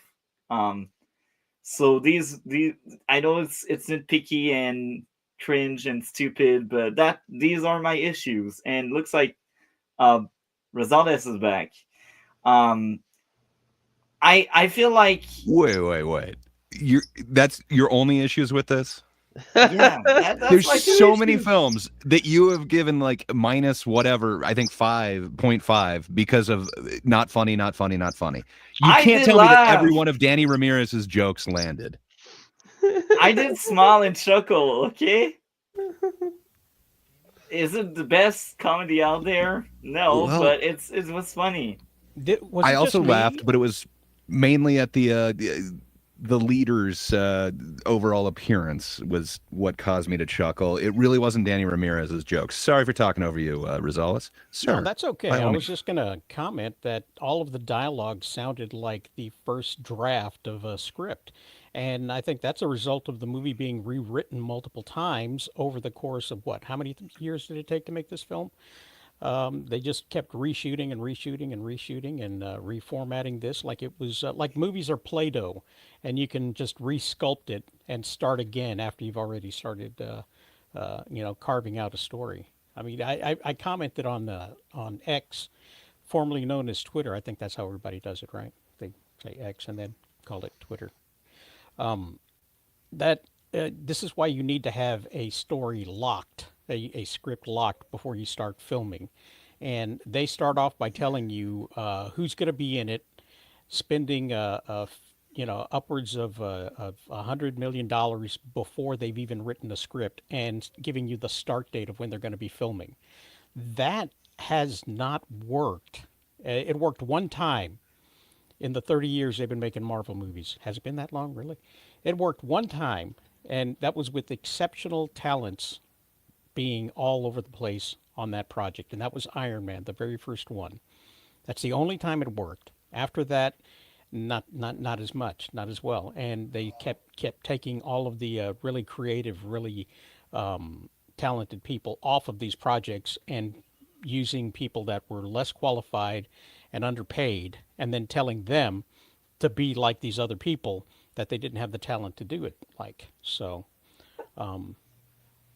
so it the jokes didn't land because they were not given time to grow, time to breathe, time to rewrite. And yes, I understand they do rewrites on the set, and that the script continues to develop, and then they go back in ADR and they add more stuff and take stuff away. You could tell that when they're shooting somebody from the back of the head and he's talking, that was done in a studio to fix something that wasn't there previously. So, yeah, they're a hack mess right now, and I don't think that's going to change. I think they changed the original plot of the movie where Thunderbolt Ross was a Trump surrogate because of the result of the election. I mean, they were still making changes a month out. They were still doing reshoots a month out from release. So, Not if you you know, listen to the director. There was only one set of reshoots. It was standard Marvel. yeah, but we've heard them lie before too. About what's going on. And you have to say that if they're paying your checks. If you're there to promote the movie, you've got to promote the movie and say positive things about the movie because it's in the contract that you signed to promote the movie. So yeah, they're all liars. Technically, yeah. Fact. So I feel like that movie was as much about Thunderbolt Ross than it is about Sam Wilson, but I feel like Thunderbolt outshined um, uh, Captain America. That still feel a bit weird, and I will say the action was very entertaining. I enjoyed the action. That was fun action, and I also feel like it was a bit different for a Marvel movie that the Captain America doesn't have the raw power to overcome the villain and he needs to talk him down. That was kind of interesting. Usually it's about power and now it's more about trying to reach out another way because obviously Captain America is not strong enough to overwhelm that big bad Hulk. Um, so yeah, that's how I felt. And what happened? Okay, maybe Rosales had things to do. So overall, I enjoyed a lot Brave New World. Solid movie. Is it the best? No, but it's one of my favorites. In 2025 so far. It's probably like top 5 or top 10, and I've seen like 21 movies of 2025 around that. Um, I because we are there. Except if guys would like to add anything, I think it's the perfect time to give our grades out of 10. Nobody Uh, objects. I guess, yeah, I got one more thing. You reminded me with the whole talking down the Hulk. We've seen it done better. ScarJo was way better at it. I forgot to mention that. Oh, that's true. Fact. Actually, you're right on that. Oh, okay. I see. I see. Well, you got the link. Once it's solved, we you can always come back. So I will give my grade out of 10, and once Rosales is back, he will share his thought if there is anything missing.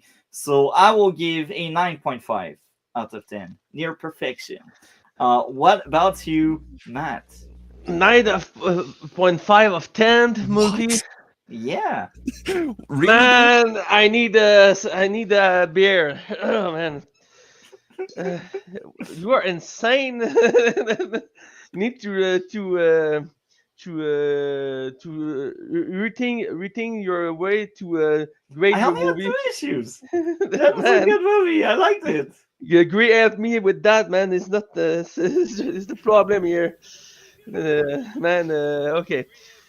For me, like I say, the weaker Captain America is more like a chapter for the MCU than the Captain America movie.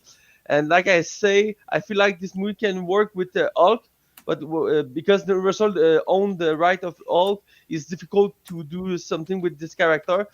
So he used Captain America instead, and his work okay. Can be better than 9.5 of 100. Yeah, Zales, exactly. So for me, I was entertained. It was okay. I would give like a 7 of 10. For me, it's a good entertainment, and I like many things in this movie. But I see many problems, like the storytelling is so weaker, and some character is not working in the movie, like the character played by the Israel actress. I forget his name. Her Uh, name. Shira As. Shira As. But yeah, in the end, it's okay. We see much more worse Marvel movie and past year than this movie. So yeah, 7 of 10 for me. Okay, what about you, D-Lord? Adjust your grade out of 10 quickly. Six. Okay. 6.5. Okay, what about you, Gray? Yeah, I'm going 5.5. It's not the worst, but man, it's in my bottom 10. Okay.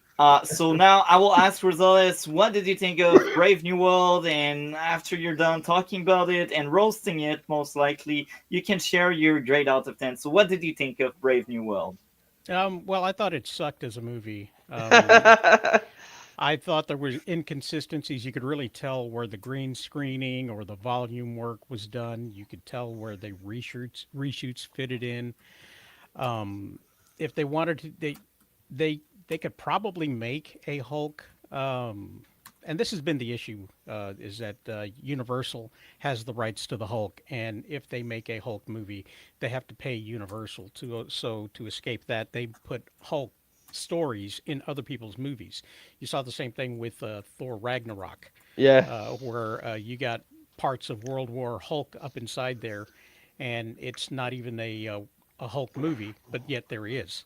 So they did the same thing here, and they brought people back and they reshot some stuff. And that funeral sequence, there was a funeral sequence where he laid down flowers. The flowers were a reshoot. That was his. That was Thunderbolt Ross's gravestone. He died in the original idea of this film, and Betty was there also.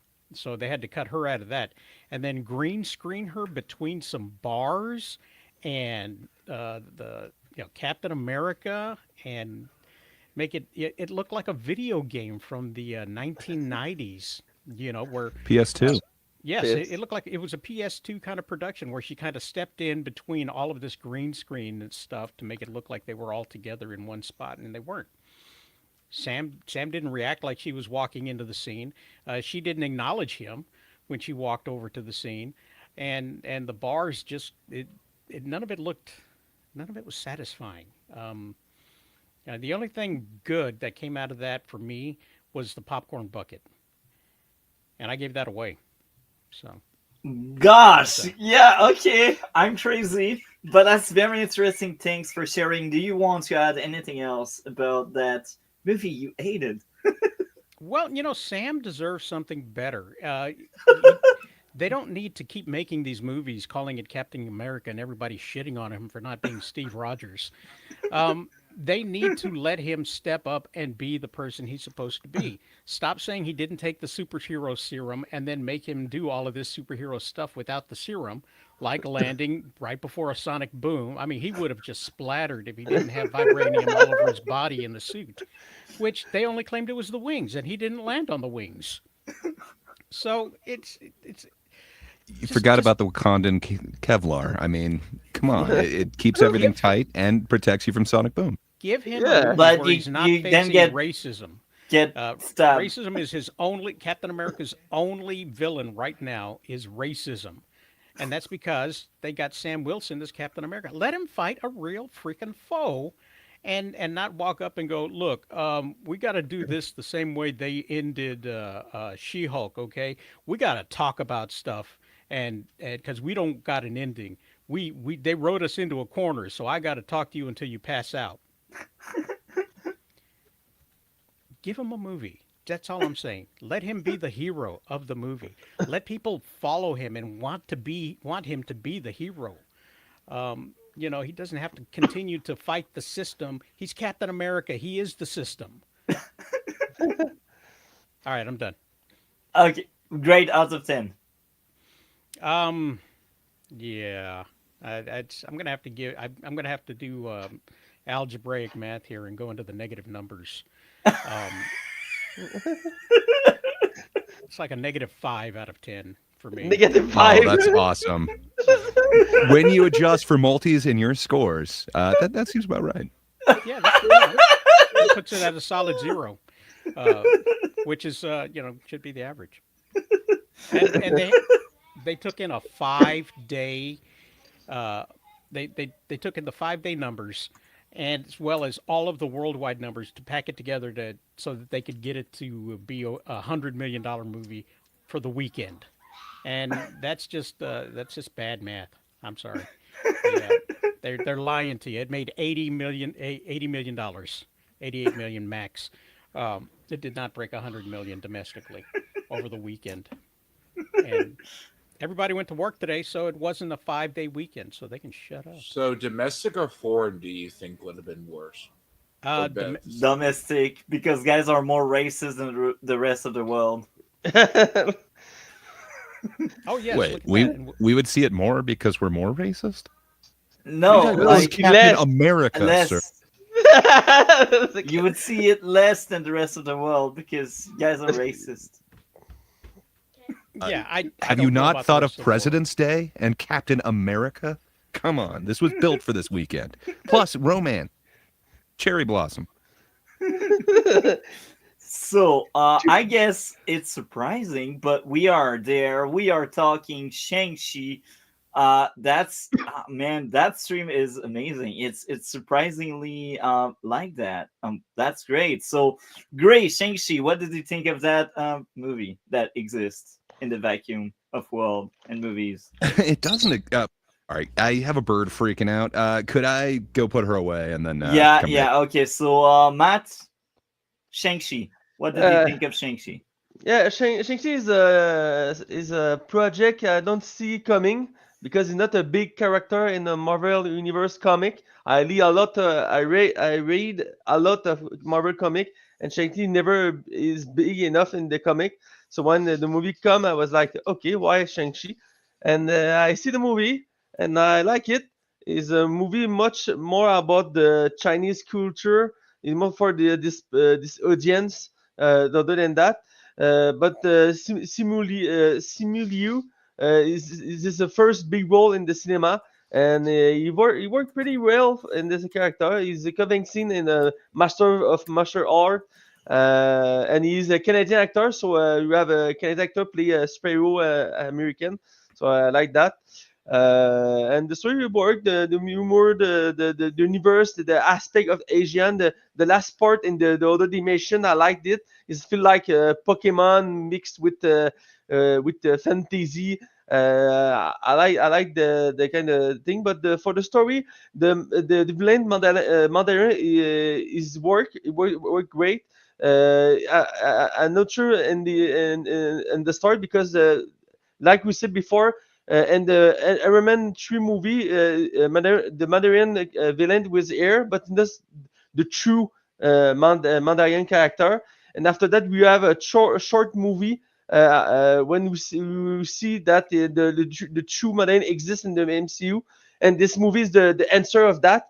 We see finally to see the true Mandarin, but it's not this the true Mandarin from the comic because this character is a problematic character from the comic, so we never see him in the cinema. It's not possible. So you see the new version he create for the movie, and Tony Leung worked fantastic in the role. He's a great villain with a tragic background, and was great.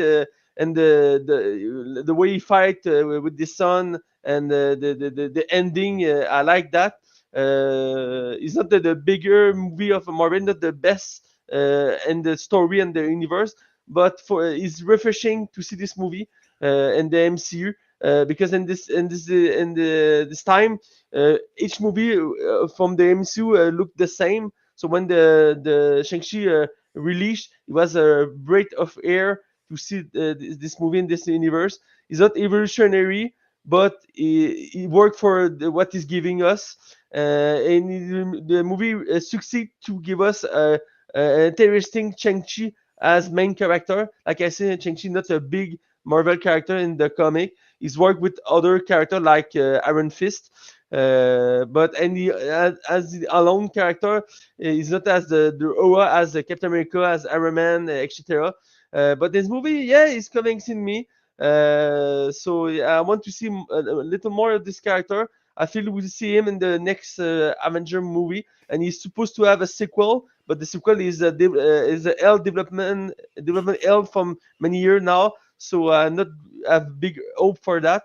Yeah, I like this movie, and the last point I want to say is one of the rarest movie of the MCU that don't have a romance in it, because yeah, you have a female character follow the main hero. It's played by Aqua Fina.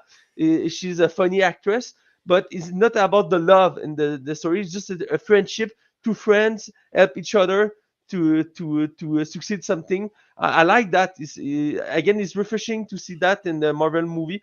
Each movie have the same premise. We have a main hero with a main lover, and with one villain and the story is the same and the same. But the good point of the Shang-Chi, he tries something new. It's not great for all, but in the end, is work. Is work. So yeah, for me, it was a good movie, Shang-Chi, and a big surprise to see that in the theater. And I see the movie like after the theater, I seen the movie like two or three times because I like the visual, I like the character, and yeah, so yeah, it's a good film, a good movie for me. Interesting. Since I know you need to go soon, do you want to add anything else on anything? Yeah, Um, yeah. okay. In fact, forget something. Is very funny about this movie. The movie reviews again the character played by Ben Kingsley. It was the fake Mandarin in the Iron Man 3, and the character come back here, and I was it was funny surprise to see him here. Ben Kingsley is a phenomenal actor, and this actor is so funny to follow. And you can see he enjoyed to play this character, and I know this character will come back again. He will be in the Wonder Woman TV show. So I'm actually I want to see him in that, but in this movie, but a good surprise for Marvel to use the character again because in the end, Iron Man 3, you have this short movie, yeah. But it's not a character you can use. You don't have the substance to use back and again, but in some way in this movie he worked along with the story, and yeah, it's a little thing about this movie, but yeah, Ben Kingsley good use in this movie. So yeah, I think I say all I want to say about this movie. Yeah. What would be your grade out of 10 for Shang-Chi? I would say like maybe 7.5 for this movie. Like I say, refreshing for the MCU. Some good idea in the movie, some visual. Simu does a great job to play this character. He's not a famous character, not a big character of Marvel, but when this the way he portrayed this character, you want to follow him in the story. So it's a good point for that. And like I say, the movie I not have romance, so not good point for the storytelling.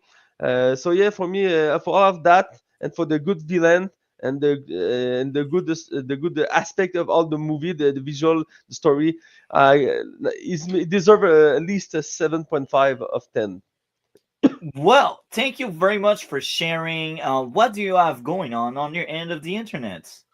Like always, I'll have a simple life. I see TV show and movie, and I write about them, but in French, so not for your audience again. But other than that, my life is pretty boring. Pretty boring. I not other project other than write some critique about movie and TV show. But it's something I love to do, so I will do it again and again. And always, I will be back soon in your podcast to talk about cinema with a pleasure with all of you guys. It's a pleasure to be here with you. So yeah, Thank you a lot, Matt. I really enjoy having you on, and have a great week. And talk to you later. with pleasure. Take Good care. week, good week, guys. So I Always awesome guess talking to you. See you, man. we will let Gray go second on Shang-Chi to What? tear it apart. Okay. I don't know that I'm here to tear it apart. So, yeah, I'm super into kung fu films. When I heard that they were actually adapting Shang-Chi, I was like, okay, this could be cool. So he does have kind of weird origins in the comics, but they made it really clear that they're not using anything to do with the comics. I dug the comics. They were kind of, at least one of his iterations was essentially based on Bruce Lee, and they gave him a very Bruce Lee appearance. And I don't know. I always kind of dug those comics. I also dug a whole lot of kung fu flicks back in the day. Of course, there's all the Bruce Lee ones, but then you get into, a little bit more recent. Multi would still see them as giant historic films from way long ago, but Jackie Chan films, they were my jam when I was a kid. I loved all those things, even if they weren't translated or dubbed or whatever. Man, just to see the moves and the stunts that he was doing, I loved it. So when I heard that they were going to actually adapt this, I was pretty stoked. And I gotta say, it starts out pretty strong, and it feels like you are watching a kung fu flick. So that's kind of the thing with Shang-Chi. He is known as the greatest martial artist in all of Marvel. So he doesn't have superpowers. He's just amazing at what he does. And he is just hands down like the best raw fighter in the Marvel universe. But, there's people with superpowers. I don't think he could do anything versus the Hulk. But, it's hard to say. So I He thought could this talk could him be a down. really cool. Yeah, that's true. He knows cherry blossoms. But yeah, so I thought this had the makings of a really good kung fu flick. So when the mother and father kind of meet, it's decent. There is kind of a Crouching Tiger, Hidden Dragon vibe going on there, where he's using some Wing Chun and going pretty. I don't know, hardcore, and then she's doing more Tai Chi movements, and somehow her Tai Chi movements really kind of overpower it. I kind of dig that, even though I don't know that you could defend against Wing Chun with Tai Chi, but fair enough. Decent moves. I like the way that the camera moved. It really was reminiscent of films like Crouching Tiger. I love the wire work, and then when I found out who the cinematographer is, it kind of makes sense. But I thought it was an okay intro to Katie and Sean. And I thought the bus scene was just amazing. That has the best martial arts / stunt work in most of Marvel. Just that actual bus scene. I dig that one a lot. I've watched that numerous times, and I really dig it. Simu Liu can really do a lot of these things, and man, he was convincing as that. So the cinematographer is Bill Pope. He is the dude who did The Matrix. So there is a reason why some of the moves seem like they're kind of doing that Matrix time where, things kind of slow down and ramp up. He's an awesome cinematographer, but he also did Unfrosted and Y2K last year. So he's not always, perfect in what he does. And the director of this was Destin Daniel Cretton, which he hadn't done a ton of features, but he will be back. I think Matt mentioned it, but he's coming back from Wonder Man, and then he is going to be directing the untitled Shang-Chi #2. So, kind of interested in that. But yeah, in the comic, Shang-Chi is canonically the best martial artist / pure fighter that there is. But in the MCU, somehow his sister and his aunt both kick his ass, and then so does a one-armed guy, and there's a whole bunch of other issues that I kind of have with it. But again, they did make it super clear that and if you just read the description in like IMDb or whatever, it's Shang-Chi is the master of weaponry-based kung fu, which is not the case in the comics. It's not really a matter of weapons. So it is kind of interesting, but they did say, again, numerous times that this isn't the comic character. They're doing their own thing with him. It's completely different. So fair enough. I guess I just wanted what could have been as opposed to what we got. And the mother's final fight being shown through Shang-Chi's reaction, I thought that was a really good choice. I thought that was powerful, and it also kind of harkens back to a few of the kung fu movies where you kind of don't see this traumatizing, life-changing event, but you do kind of see the reaction on the other people. It's just a way to not kind of show blood. But I kind of dug that. I thought that was a really strong choice. I think a really poor choice is Awkwafina. She is the most annoying character to me in all of the MCU. I don't know why. It just everything is just nails on a chalkboard to me, and having her as comedic relief just completely misses the mark for me. Chucky. Maybe this is a me problem. Hey, Charles, I know you're a fan of Awkwafina, so I'm looking forward to your rebuttal, and you tell me why Awkwafina is a comedic genius. But yeah, I think having Trevor Slater, or whatever the hell they ended up calling him, Trevor Slattery, excuse me, the Mandarin from Iron Man 3, having him work as comic relief worked so much more for me. Every time that he was on there, talking about like Planet of the Apes, like I only got into acting because I thought they were making monkeys ride horses. That's hilarious. All of that worked for me. I don't think you need to double up and put a hat on a hat with having Awkwafina as the comedic relief, but then also having Sir Ben Kingsley. I think Ben Kingsley takes the cake on this. He should have been the comedic relief in this, and I think he had just enough. You get that scene where you think, oh my God, he's dead. They killed Ben Kingsley, and then he's like, I'm just faking it. I'm acting. That's awesome. I absolutely love it. So I don't know. I'm not against the comedic relief in this, and I think it really was kind of I don't know what you want to call it, like making amends for the horribleness that they did with the Mandarin in Iron Man 3. I think they really did the character wrong, and it's a hard character to do because of the racist connotations and everything. I thought it was kind of funny how they basically equated him to some actor taking the name of a chicken dish. I kind of dug that, and I kind of like where they're going with the father essentially being the basis for the Mandarin, seeing as how he's got the 10 rings. But yeah, there's other parts that don't work for me, like the father suddenly becoming so dumb that he believes his dead wife is calling to him from the demon world. First off, if she's in the demon world, and that these demons like eat souls, how is she there? Like, none of it really makes sense to me. But once he sees these demons being released while he's punching it, like, wouldn't he stop? Or I don't know. To me, that part just doesn't make sense. I think there's a better way that they could have gone about that. And then I don't know, why did they make this really cool kung fu movie suddenly stupid dragon versus regular dragon kaiju fight? Demon stupid dragon, I should say.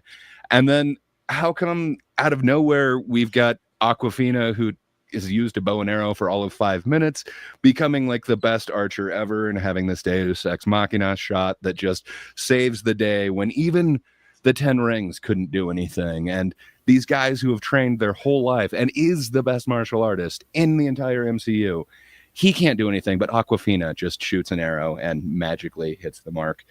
I don't know, a little Black bit girl beyond magic. that. Yeah, it's true. Aquafina magic. Very refreshing.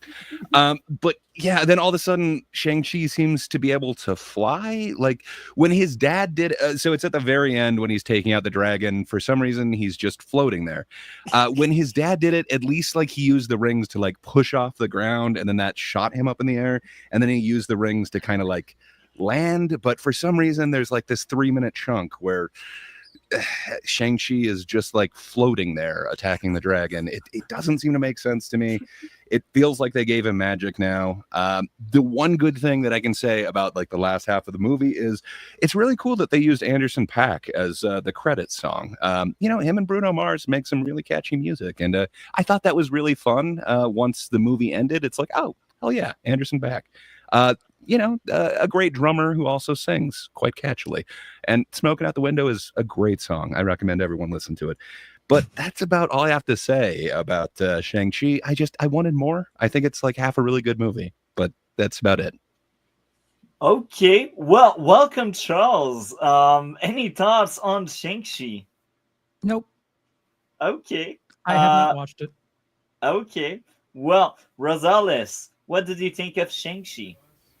I thought it was an inconsequential movie with stakes that were watered down after the movie came out. So it remains an inconsequential movie. That means literally nothing to the rest of the overarching storylines in the Marvel Cinematic Universe. I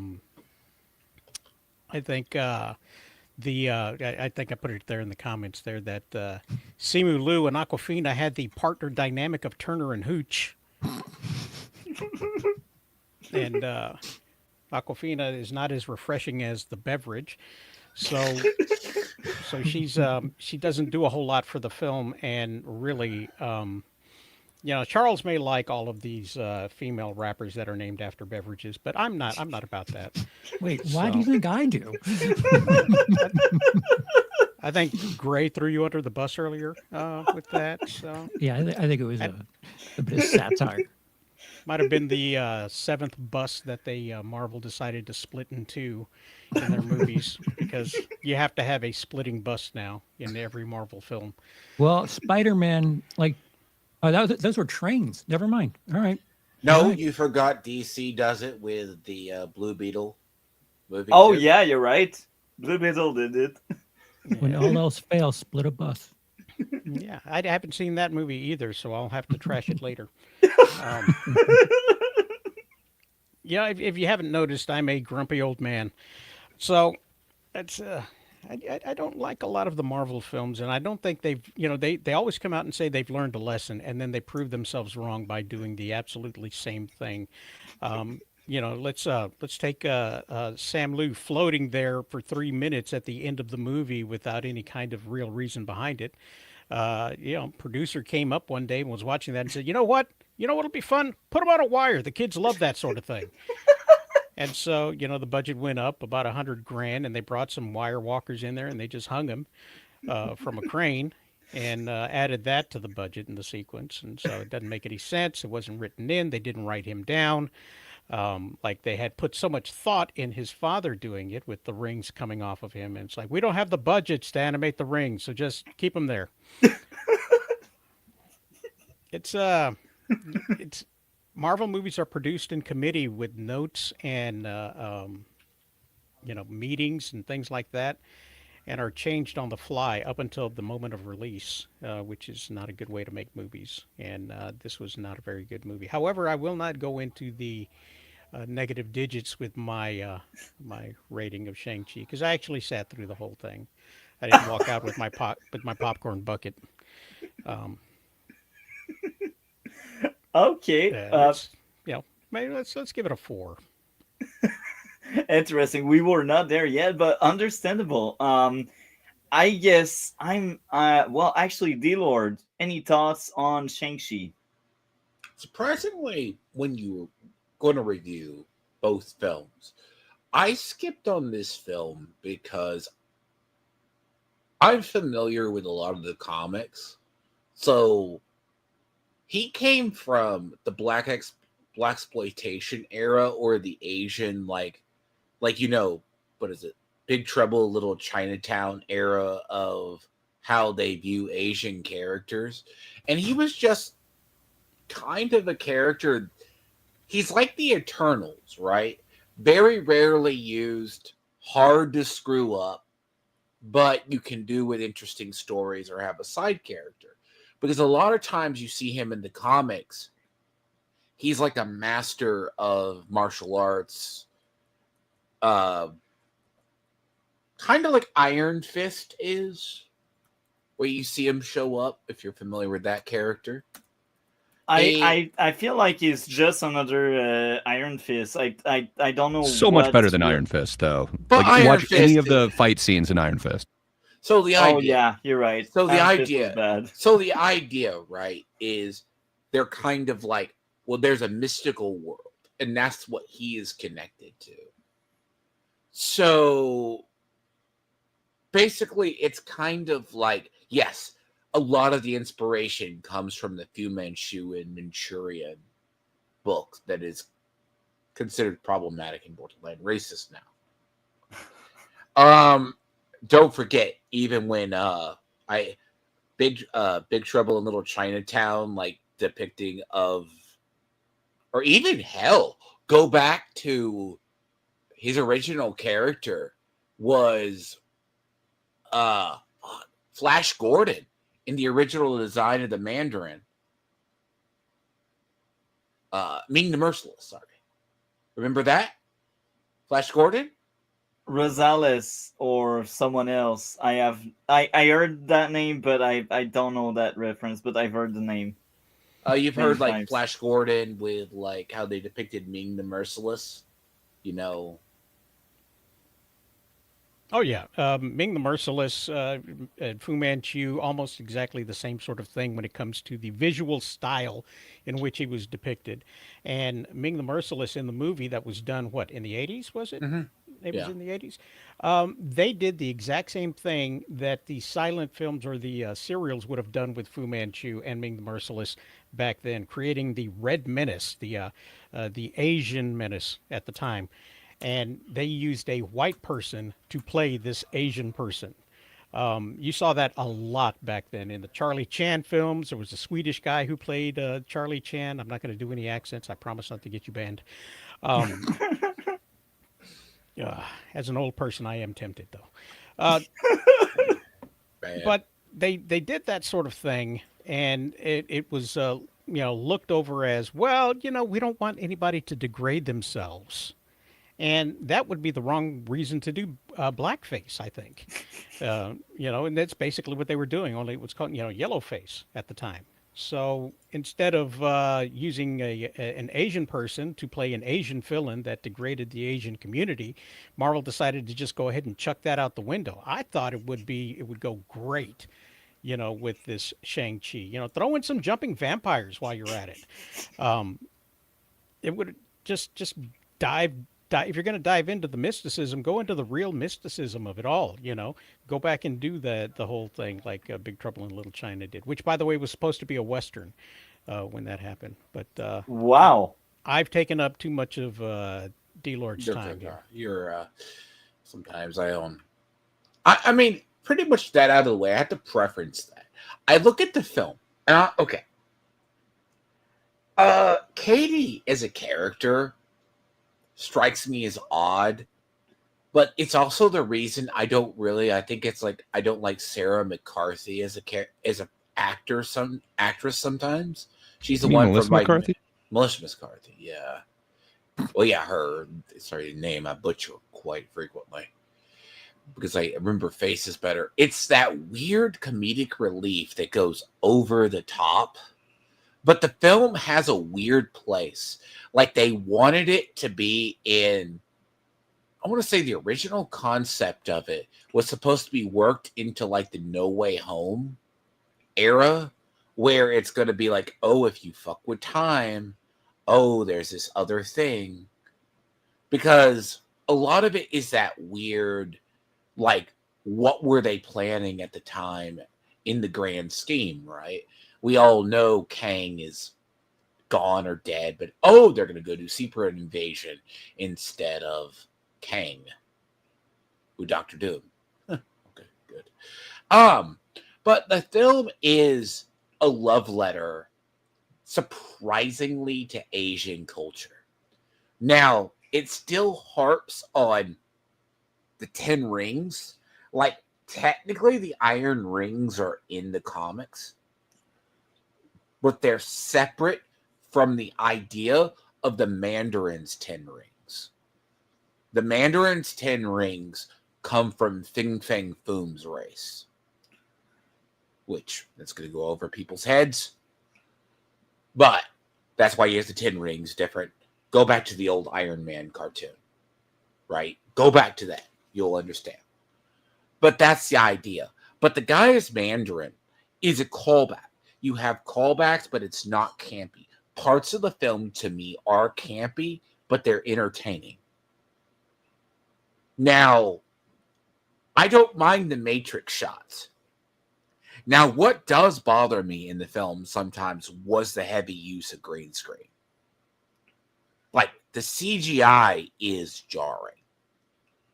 Like, you can see it. But then again, that might just be me being nitpicking that. But story-wise, I disagree. The reason why he doesn't fight full force is it's not because his sister beats him or these people beat him. It's a concept you don't believe in yourself. He has power, but he doesn't use it. Like, he doesn't want to beat his sister. Yeah, his sister and him are trained in the same art. It's kind of like stopping in the middle of a fight, because the way they do the 10 rings, it's like they do the League of Assassins in DC or Batman, right? They're trained killers. That's what they're trained to do. So turn your back, they're going to incapacitate you. So it does build, but it's not like a girl boss moment as much as they try to tell the story. And then when you get to the Chinese mystical land, yeah, the soul suckers and the evil dragon are weird. But also, partly I have to push back, because they explain his heritage. Because he's of mixed heritage of the two people, he uses the Tai Chi. So while his father is powerful, his father lacks the full discipline. The mother was able to match him because she knows herself and uses a different form. he might be a good fighter, but it's overconfidence. And when they get to that story, but it's kind of lost. The sister is not as a strong character. Even in comics, she's a little weird. Like, but it is that rom-com kind of thing. But the rom-com stuff bothered me early on. And it's just, okay. Aquafina, or whatever you want to call her, look, it's jarring.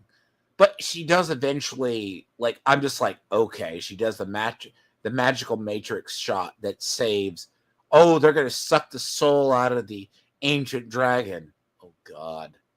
But, like, that whole part is, they explained that because he is mixed heritage, he has the ability to do different things with the rings. Because in the comics, everyone who uses the rings, there's different colors and different purposes. But ultimately, like, his father, like, gave in too much to the rings, became evil. The rings themselves are mystical devices. So the idea, his is orange. And, like, there's a section story in the comics, he doesn't have them. He has to go earn them back. If they don't like the user, they kill the user or get the end user hurt. The comics sound so much better than the movie. I want to read the comics now. But it does go into that Chinese lore. Using the Chinese dragon and that little bit of mythos is really excellent. I will say the storytelling is good. A little bit of the campiness I can get past. But it was entertaining. But his role was supposed to be so far much better.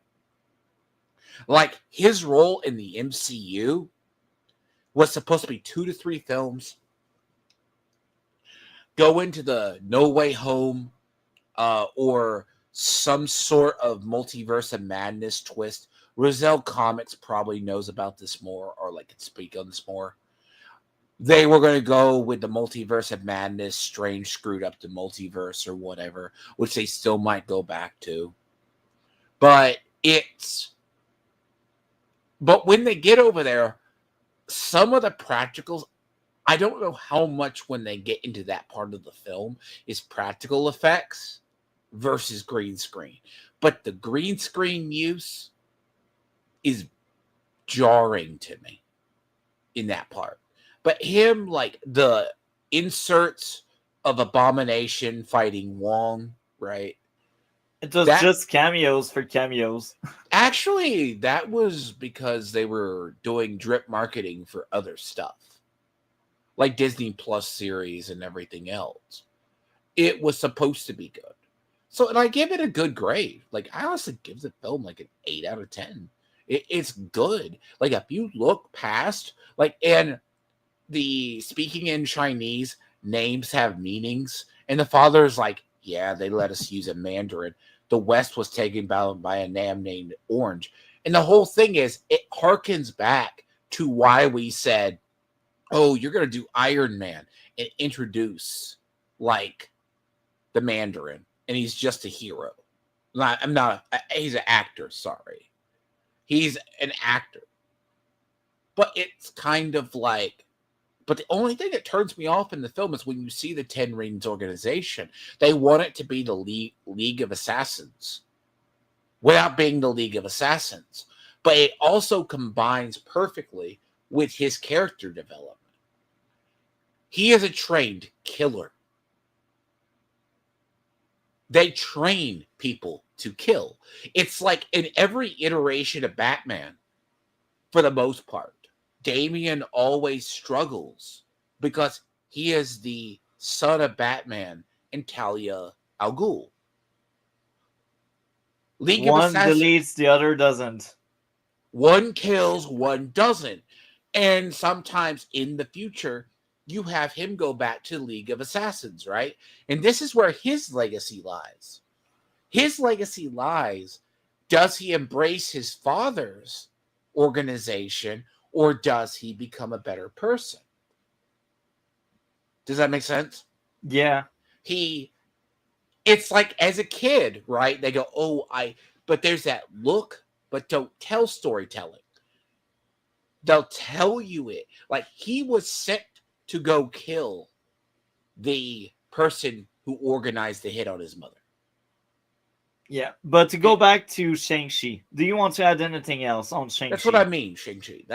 It's good. It is actually a really surprisingly a solid film. It doesn't feed a hole, but it is forgettable because it doesn't feed what we think is the MCU. We don't EU. It doesn't fit a narrative. It doesn't fit the grand narrative.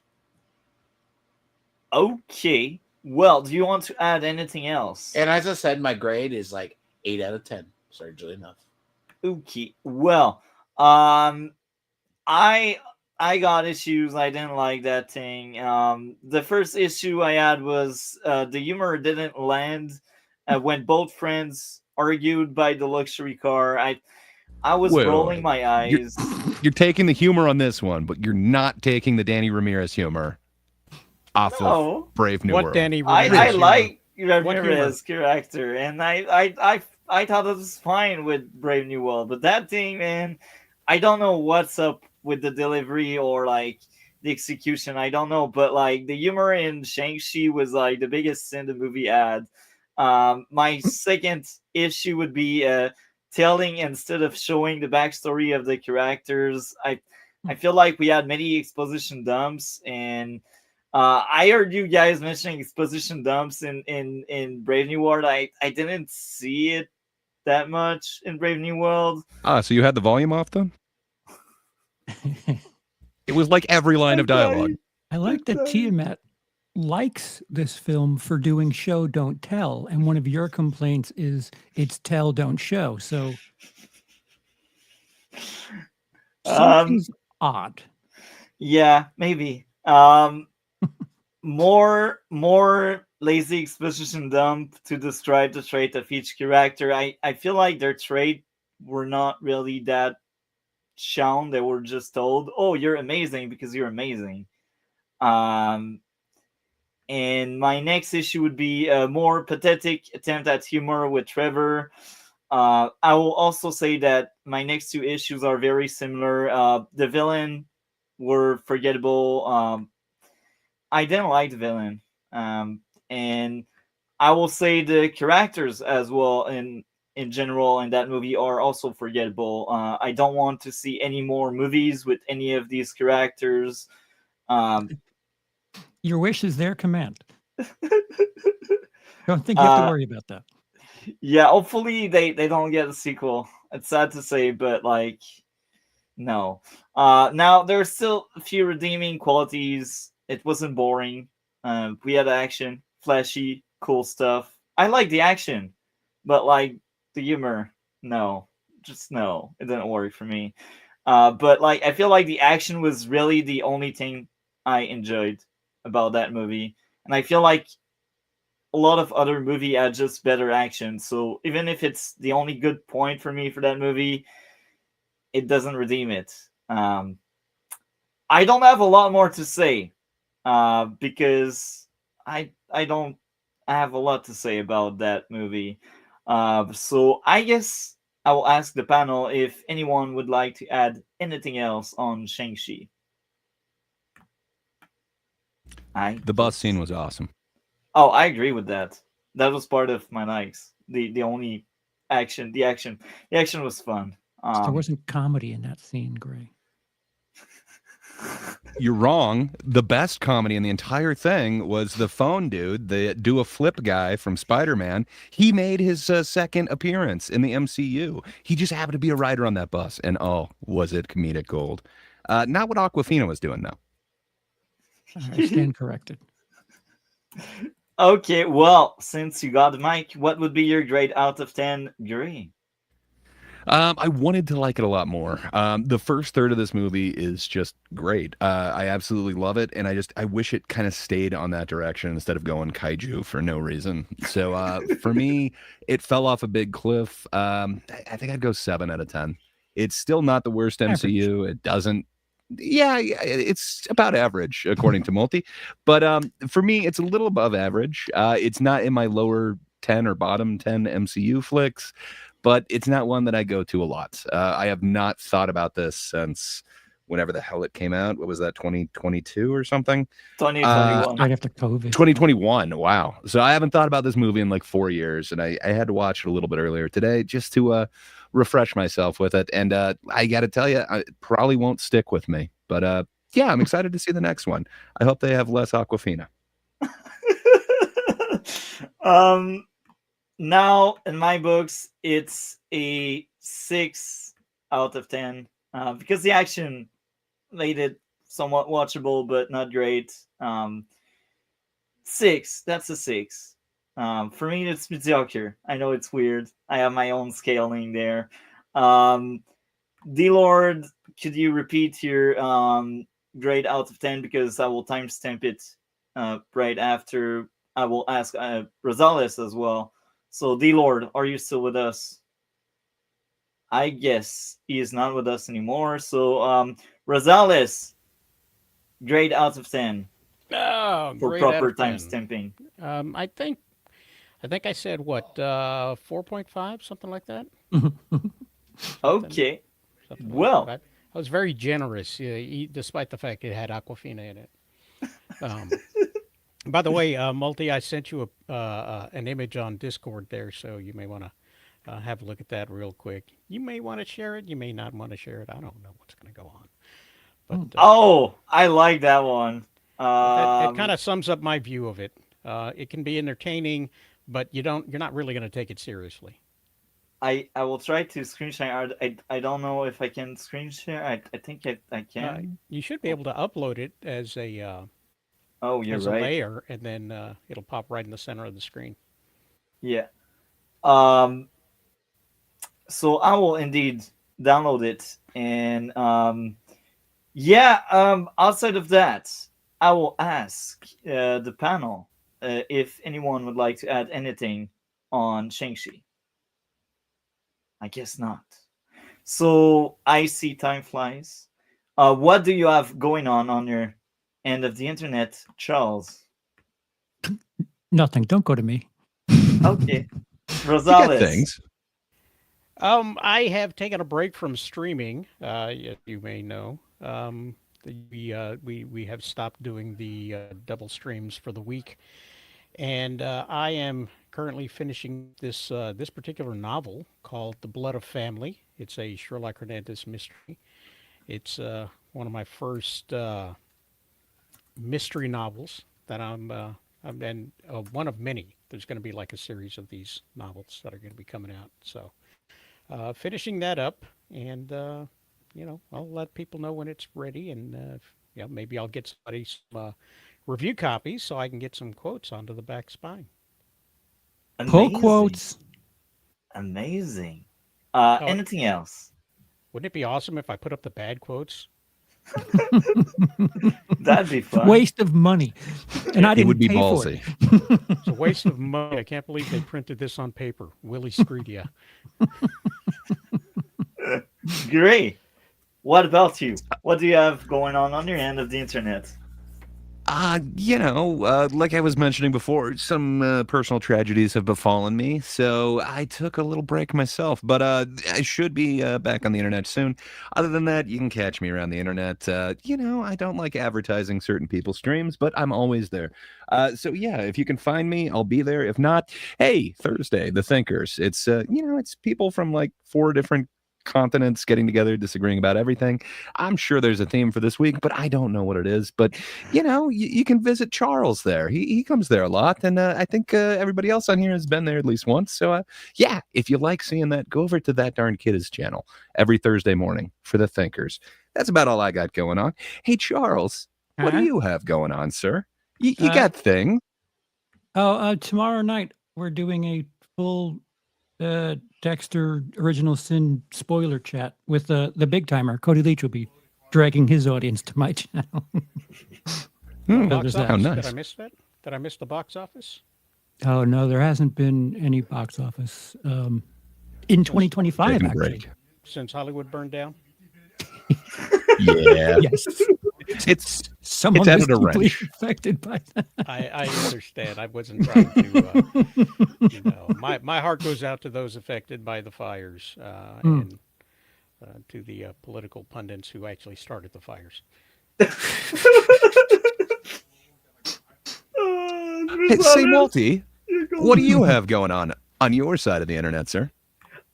Thursday, I will be talking about 3 movies that are kind of Valentine's Day related, even if it's not really Valentine's Day or the trope or the cliches. The Gorge, Love Earths, and the third one. The third one is Earth Eyes. Ah, I feel like they kind of work well together, even if they are different genre. I feel like they all are about love, Sure. even if it's weird. It's all about love, and I why think not they throw kind of. in the Union and whatever that Cameron Diaz one as well? I didn't Love. see them. Fatal Attraction. Oh yeah, Play Misty Rabbit for Love. me. Uh, Ooh, Clint Eastwood love. I Marley didn't and see Me. these ones, but the Yeah, three they're like movies. 50 years old. You'll never watch it. Oh, okay. So okay, guys were just joking around, but yeah, the 3 movies kind of came out recently, and everyone that wants to join in to talk about these 3 will be welcome. It will be at 5 p.m. as usual because I cannot do stuff much later than that. Outside of that, a bit of gaming over the weekend, and next week, we talk about Blade. Next Tuesday, the 2 blades, lots of swords and vampires. With that being said, I think we are out. And thank you guys. I had a blast. That was another great week for the show, and that was very interesting and entertaining at the same time. Rosales, you're funny, and we are out. Yeah, that blue podcast. Come check the scene. Movies old and new. Know what I mean?